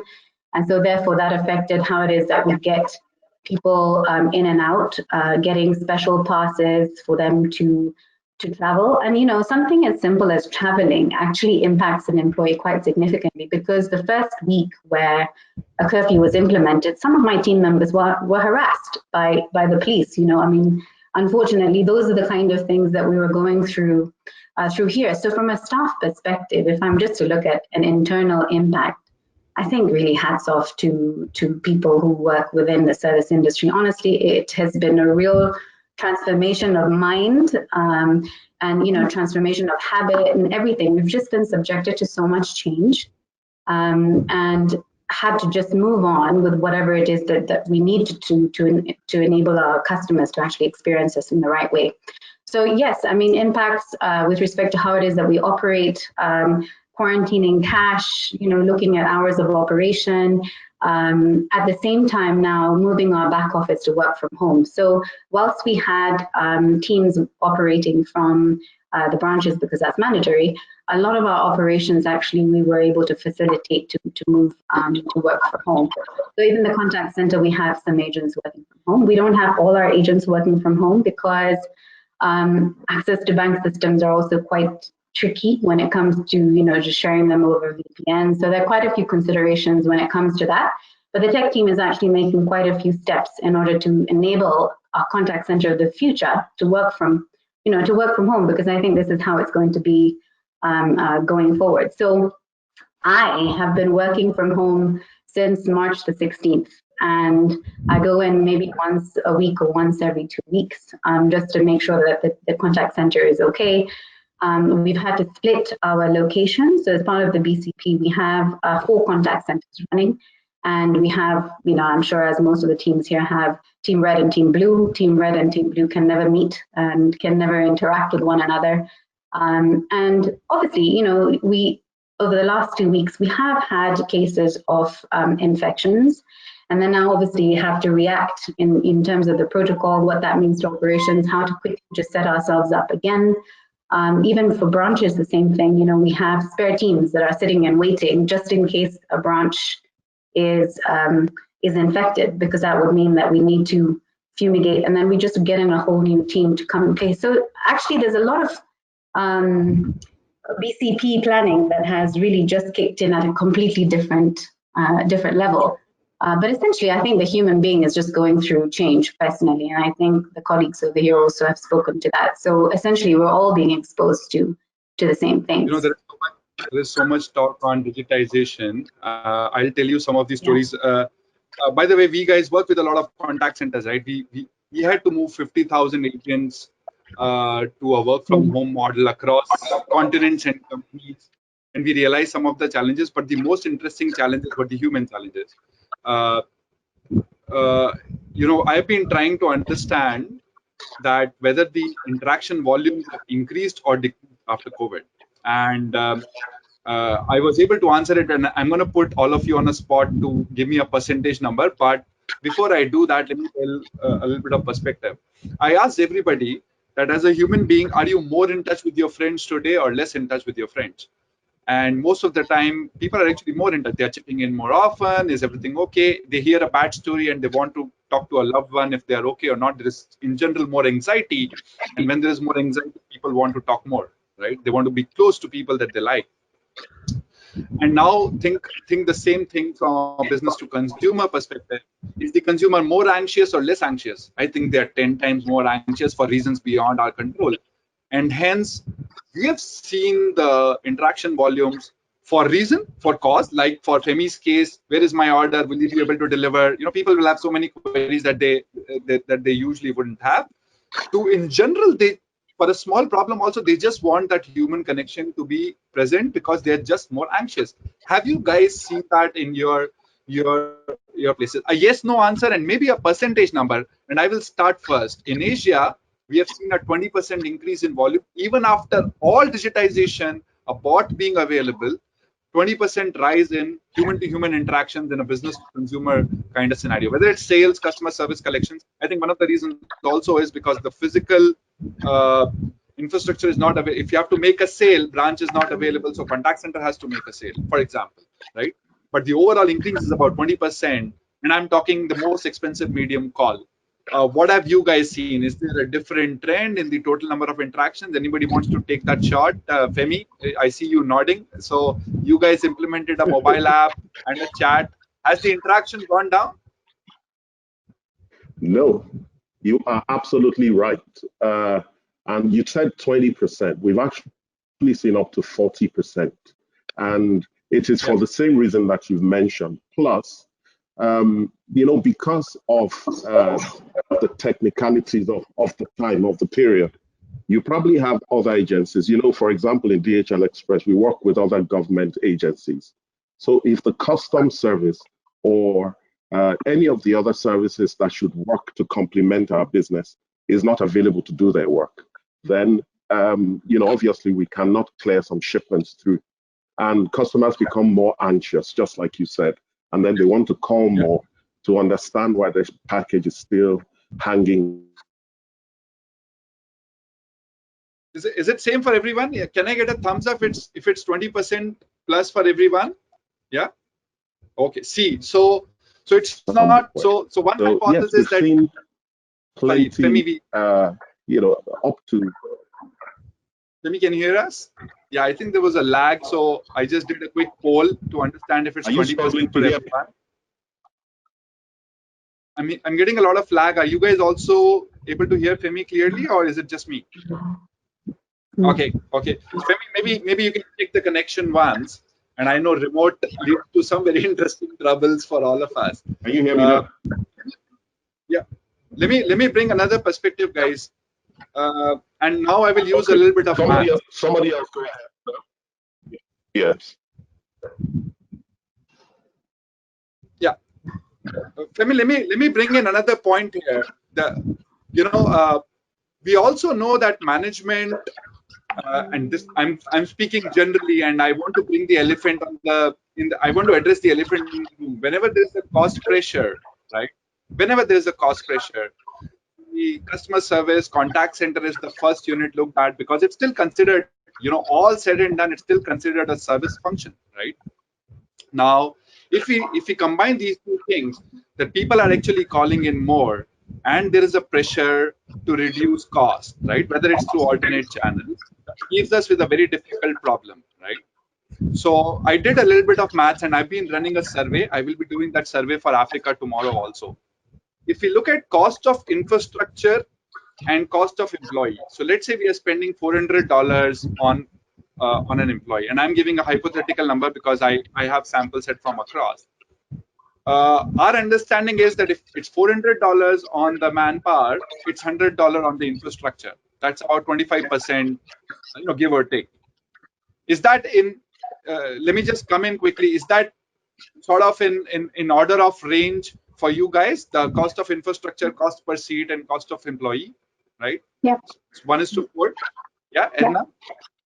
Now, the other assumption is that the contact centers, that function typically runs at a 15-20%, maximum 15-20% gross margin, right? So if it's a BPO, they would run at a 15-20%. If it's an internal function, people would run it at 15-20%.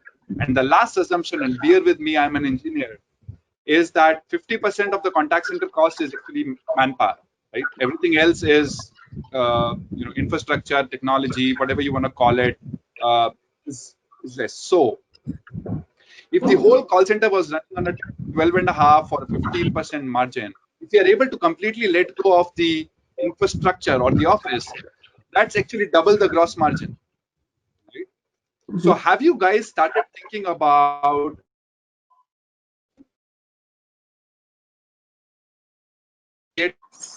which means you Sachin, and you're disappearing. We lost you. Sachin, we can't hear you. Like how do we pull this off? But are some of you thinking of this to be a really long-term strategy? To make sure.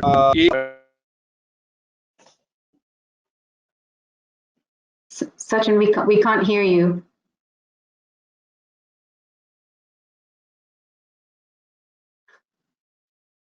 Okay.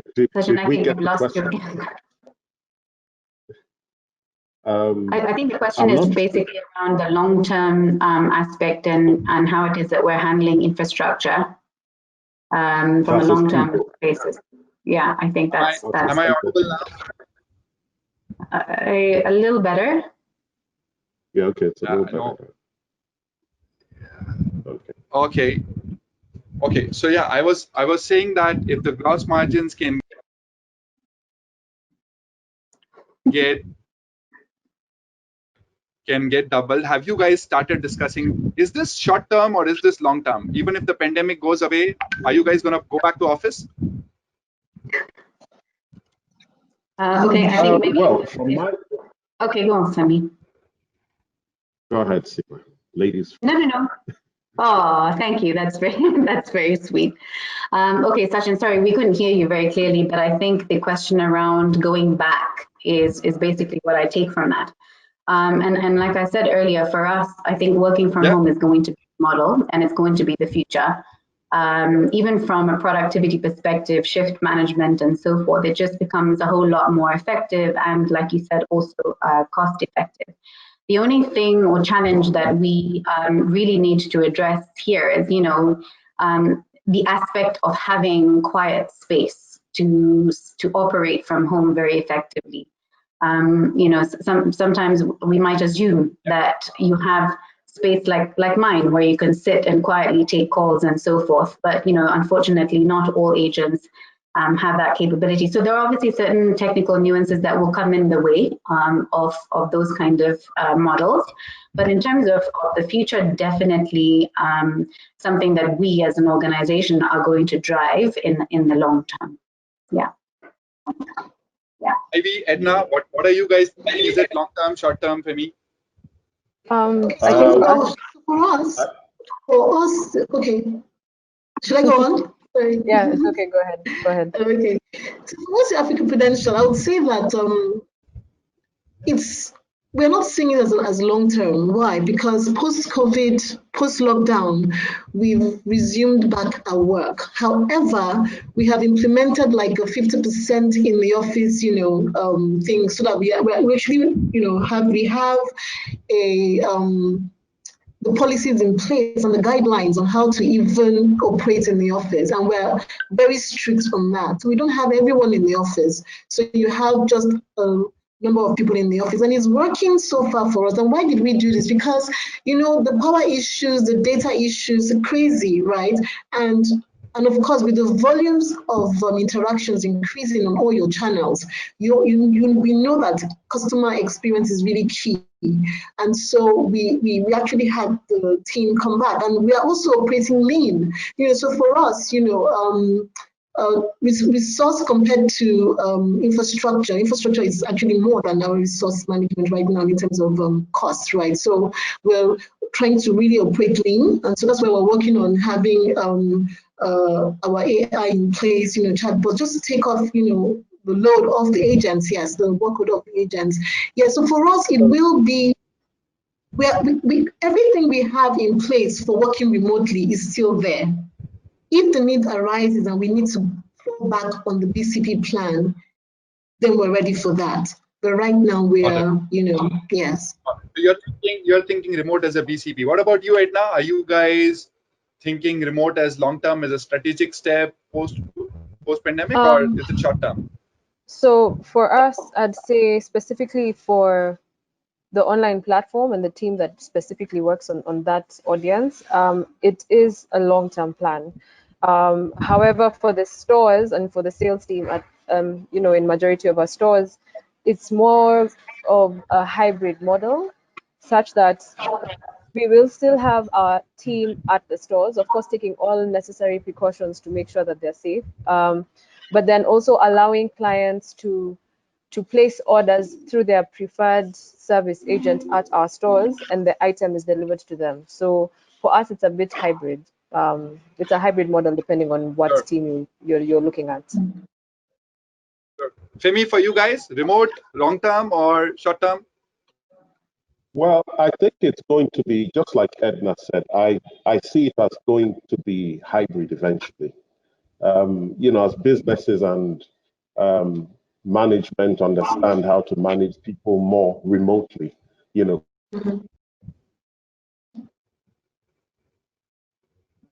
keeping teams engaged to do the work that they're required to do, and them still being productive. Yeah, I think those are the challenges that one has to handle. And I think speaking of challenges, start adopting the option to allow people to work a bit more remotely. Yes. So but then it's also about what the customer wants, right? So in the digital space, we would still see businesses generally keeping the systems available for customers to be able to do what they want when they want to do it. So it's going to be a mix of all of them, but for different reasons. That's the way I see it. Sure. And we did a poll. We did a poll to all the people who are attending today, and we have done this poll in Asia, and we asked them a simple question: is remote long-term? Yes, no, not sure. Simple 3 options, and 44% said long-term, 20% said short-term, and rest 30-35% are still making up their mind. But I can tell you that just from a unit economics point of view, I think this is going to be very long-term. Yeah, I think Sachin, if I could just add. Okay, to that. let me ask the last. Yeah, Seema, go ahead. No, I was just going to add around the whole transformation also from and I think Femi's right. It really depends on what the customer wants, because customer trends are really changing as well. From a banking perspective, we are seeing a huge shift to digital. I think they themselves are, also in that space of protecting themselves, and so they've embraced digital quite significantly. So even long term, it's a habit that's forming. It's something that we have always wanted to do, and this pandemic kind of changes it for you and changes behavior. So I think it really depends, I guess, on what the customer wants. And right now, it seems that they don't want to come in, even though there are quite a few coming in. They don't want to come in, but they want to have a very easy experience online. The same way with Vivo as well. Just have an easy experience online. So, yeah. Sure. Okay. We just have time for one more section, and let me again try and put you guys on the spot here. So all of you have said that yes, either it's remote or hybrid. If you guys are going remote, tell me top 2 things and keep it very crisp. That what are the top 2 things to keep in mind? If somebody is asking for your suggestion that you're going to have a remote contact center and a remote workforce, and take your time thinking, because I know there are hundreds of things, but just tell me two things in your view which are the most important. And let me bring Edna first. Edna, can I again put you on a spot, if you allow me? Yes. So I think, and I'll speak specifically for Vivo, because that's the context that I'm in. The number one thing that we're looking at is, because of the team that we have, it's engagement levels of the employees, like of the rest of the team, of the people that are actually working with the clients throughout this time, and keeping them safe and comfortable, and them feeling that we're taking care of them as well. So that would be the first one. And the second thing that I'd say you'd need to look at is your systems, honestly, your systems and your processes, because how you set those up will determine whether or not the strategy that you're taking forward will end up working. Because if the team gets frustrated, if the client ends up getting frustrated, then you're losing on both sides. So you need to make sure that those are set up 100%. So those are the 2 things that I'd say anyone needs to look at right now. Got it. It's always the people who comes in. So thanks, Edna. Ivy, what do you think? Any different inputs there? The top 2 things one has to take care when they're going remote. Yeah, so in addition to what Edna has said, one very critical thing, when looking at remote that we are looking at right now is being customer experience, being involved with the human-centered design. Why? So you have your teams at home, right? And I mean, if they're working from home, what you're trying to do is to ensure that the entire product journey is stellar. It's easy for your customers, so that it reduces the the interactions that your agents have to face at home, all the issues. Because I mean, right now it's a lot, right? And also speaking in context from my organization, so human-centered design is so key for customer experience right now to be involved in when thinking remote. And then the second one as well is empowerment. So your team security and empowerment, right, come together. So you want to check that to ensure that your teams can work from home and do whatever they can, because then it makes their entire employee experience easy. But then at the same time, you also want to protect the organization and the data of your customers. So those 2 things are so important, in thinking remote here. Sure. Seema, you want to come in? Any different? Sure. Yeah, sure. I mean, I think what the 2 ladies have said is absolutely right. But I think one other thing that we could possibly also add is, whilst we empower our teams, I think empowering our customers actually is quite critical as well. So we've really embarked on self-service really dramatically in terms of how it is we can give the customers the tools to resolve issues themselves, and how they can interact with us and have control over the process. I think COVID has really showed us that customers need some form of control. So it's about giving control back to customers. So giving them a choice, how do you want to interact with the bank?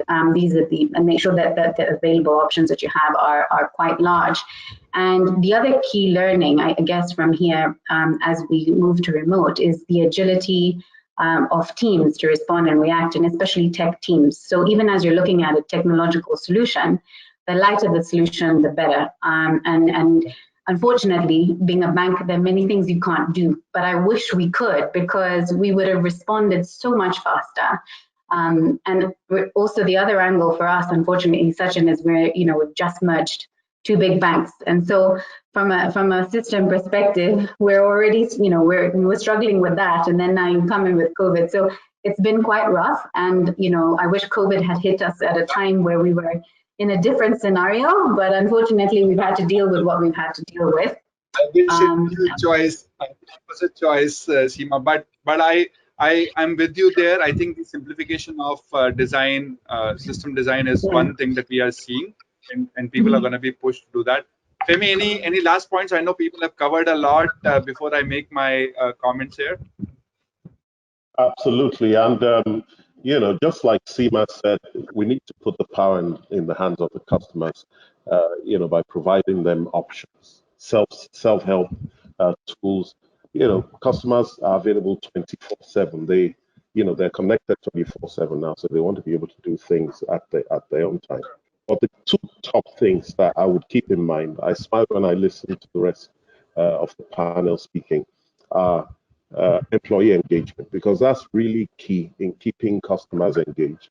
And if customers are not engaged, then, you know, customer experience goes down the drain. So employee engagement is top on the list. And then number two is the systems. You still need to be able to check that people are compliant. You need to be able to check the quality of interactions.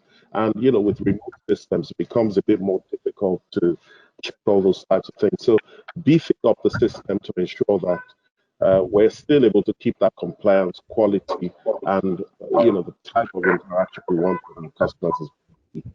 So two top things: employee engagement system.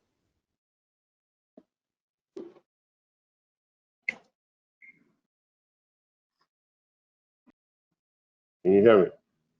Sachin has frozen.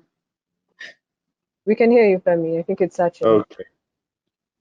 So I think yes. While we wait for Sachin, we actually have a question from the attendees, which I can probably pose to the panelists. And the question is, what are the teams working in developing countries doing differently to build customer trust in order for the customers to interact and engage more with digital platforms?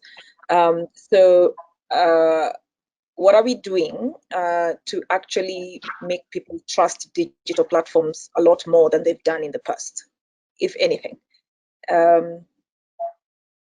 Just to make sure we don't all jump in at the same time. Can Femi, you want to go first?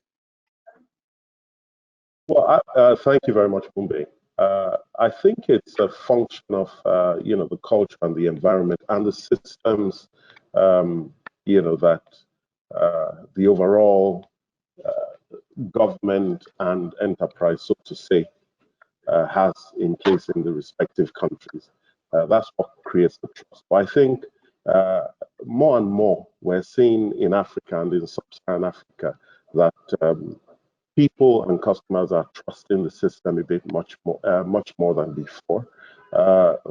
Most businesses, especially banks, are online, and the key area that people are a bit jittery or agitated about is, you know, where their money is. And if we're all trusting, you know, the banking system to be able to transact online with our cards and every other means of transaction with the bank, then every other thing pretty much would fall in place.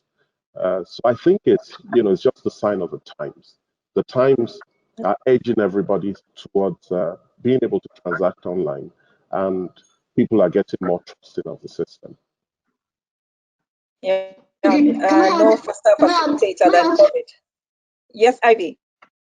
Yes, I just wanted to add to what Femi said, right? So one critical thing right now that would make people, customers trust the system and trust customer experience is when everyone in the organization understands that customer experience is everyone's job.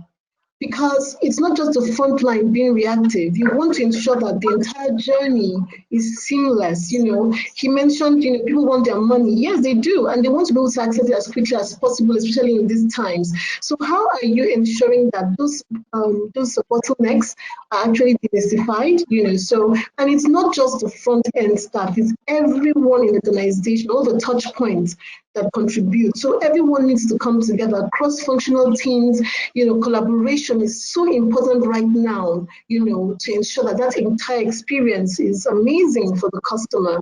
You know, that's exactly what will forge the trust. Yeah, so it's not just about the digital platform. You need to build trust from across all touch points and across the journeys for them to actually trust the platform in the first place. Okay, that's great. Seema, your thoughts? Yeah, I mean, absolutely. We're not in the same place now that we were in maybe 5 or 10 years ago, even from a banking perspective. So much has changed. And, you know, you look at Kenya with the launch of M-Pesa and how behavior has changed just in that one digital invention. I think that, you know, coupled with what my panelists have said, one of the biggest things is customer education. In as much as we will have systems to protect our customers and so forth. You know, the more digital you are, unfortunately, so is the person out there who's trying to look at defrauding, you know, defrauding it. And they're very highly sophisticated people out there trying to defraud organizations. And so I think at the same time, what really is very powerful is ensuring that customers are really educated about stuff which is within their control in terms of how it is that they can protect themselves. So I think it's a two-way thing. In as much as organizations must really ensure that they're safeguarding their systems and any points of exposure and weakness, at the same time to just make sure that the full circle is then looked after as well. So one of the key things I think that that we need to start focusing on is that whole education piece as well. Great. Yeah, again, the fact that trust is not about one touch point really, it needs to be rounded off with all the other aspects. Edna? I think I actually wanted to say client education and client involvement. So one of the things that we've been heavily invested on over the last month and a half as we try and streamline our online platforms is also engaging the customers and asking them what they would want to see. So what functionalities would you want to see? What brands would you want to have in our stores or on our online platforms? What experience would you want to have? And then taking that feedback and trying to set up the departments and the teams in the organization so that we're giving the client exactly what they need or what they'd like, and then educating them on how now our platform works or how our systems work. So those two things combined, I'd say, is very key. Yeah. Yeah, great. I would add that responsiveness is quite important, because it's one thing to keep involving the customer, but if they're not seeing you responding, you will lose trust quite quickly. So thank you for that. Welcome back, Sachin. I'll just give you a minute to wind up so that we can close out. Thank you. I was making those 3 points, and the first point was, what is important for remote. The first is, can you trust your IT infrastructure? And it turned out that I cannot. No, but when you're in a contact center and if an agent says I'm not able to log in, there's a very easy resolution. But if somebody is sitting remote, what do you trust? Do you trust the device? Do you trust the network? And do you trust the agent, right? And I think all of us are going to be faced with those questions. So the first point we realized after research was the governance of IT is going to be a very, very important point, so that you can say things with trust, whether the device is okay, network is okay, proactively. The second point was, I think people mentioned about employee engagement. I think we are looking at people who are already part of our organization. What if new people are joining in? So I think in remote onboarding, and you can onboard some, this would turn out to be very interesting. People will be closer to their families. They don't need to travel to towns and cities. And you would have some very interesting manpower being available, right? You could hire, for example, in Indian context, you could actually hire housewives who can spend 3-4 hours in work, who are really educated. So that's the second thing. The third is, you'll have to really processize and operationalize these SOPs, right? That what agent can do, and some of it would be empowered, because it has to be extremely simple for the agent to do what he's doing today. So those were the 3 research points. But thank you so much, ladies and Femi, for joining in the panel. I hope people got enough stories to get inspired. I'm sharing some of this research tomorrow in my session, and looking forward to seeing all of you there. Mumbi, thank you for organizing and inviting all of us here. Thanks, guys. Thank you very much. You can just give a round of applause to our panelists and our speakers. We are coming to the end of the session. Just before I round up the session for today, I will ask that we need to run a poll. It's just 2 questions, so don't run away. Thank you for our attendees who have stayed with us throughout the session. The numbers have not dropped. I think we've dropped probably about 7 people, which is small compared to the attendees that we have. So thank you very much. So if I could just ask that we take a minute to respond to these 2 questions on the poll. The first question is already up on the screen. And then once you respond, please don't run away. I will just do a quick roundup.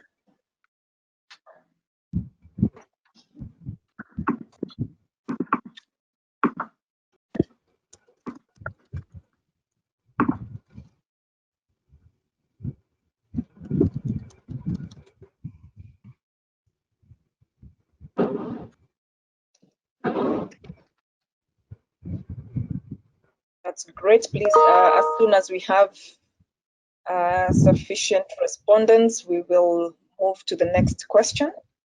So please do respond.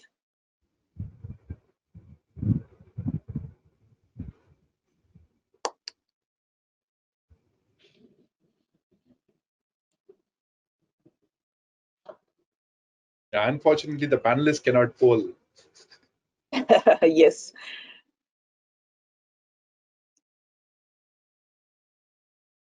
Yes, sister.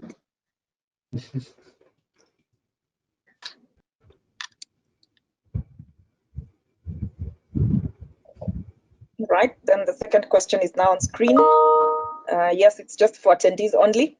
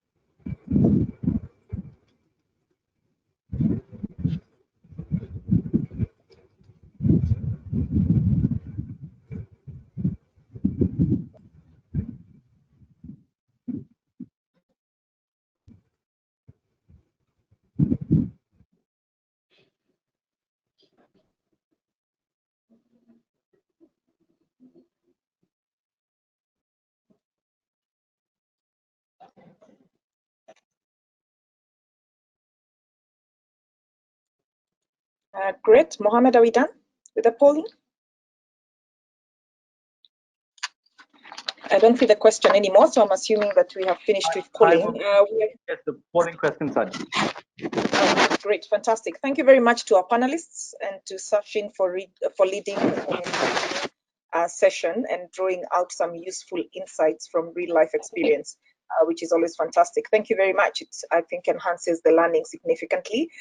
We are right at past, and just before you go off, I just want to summarize the session for today. We started off with Kola taking us through the experience as a factor of intimacy and what that actually means from a business. There was very practical guidelines to that into how you can actually go into building trust with your customers and employees for that matter in terms of driving that experience. And that was supported by Pieter's presentation from Genesys, the capabilities around sales especially, and how to manage the customer interactions in such a way that you can respond and actually build that intimacy throughout the customer journey as they're navigating through your web especially, but also a capability that can be deployed across the organization to manage other customer journeys. And then we had Marc from SAP talking about data and its critical aspect in terms of merging experience and operational data to bring us closer to that intimacy and to understanding our customers better and responding to that data, making it very real for the organization in terms of what we deliver.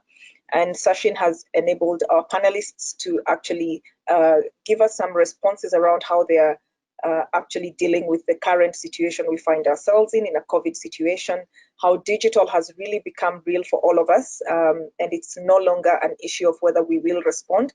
It's an issue of how fast can you actually respond to the need for to move digital and to move remote as far as your employees are concerned. A nice wrap up into trust again coming throughout the sessions the need for engagement for both our employees and our clients, as well as, I think for me, quite critical is the agility aspect.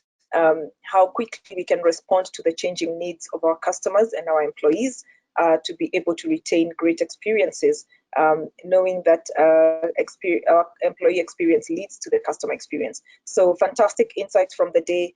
We hope to see you again tomorrow to gather more insights on how we can be practical in delivering great experiences for our customers and our employees. We start promptly at 12 noon East Africa time. Please join us, and we look forward to spending some good 2.5 hours. Thank you once again for our sponsors, and thank you for the organizers for a fantastic session today.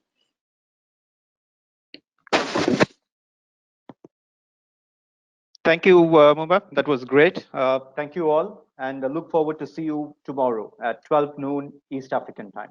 Thank you, and have a lovely evening ahead.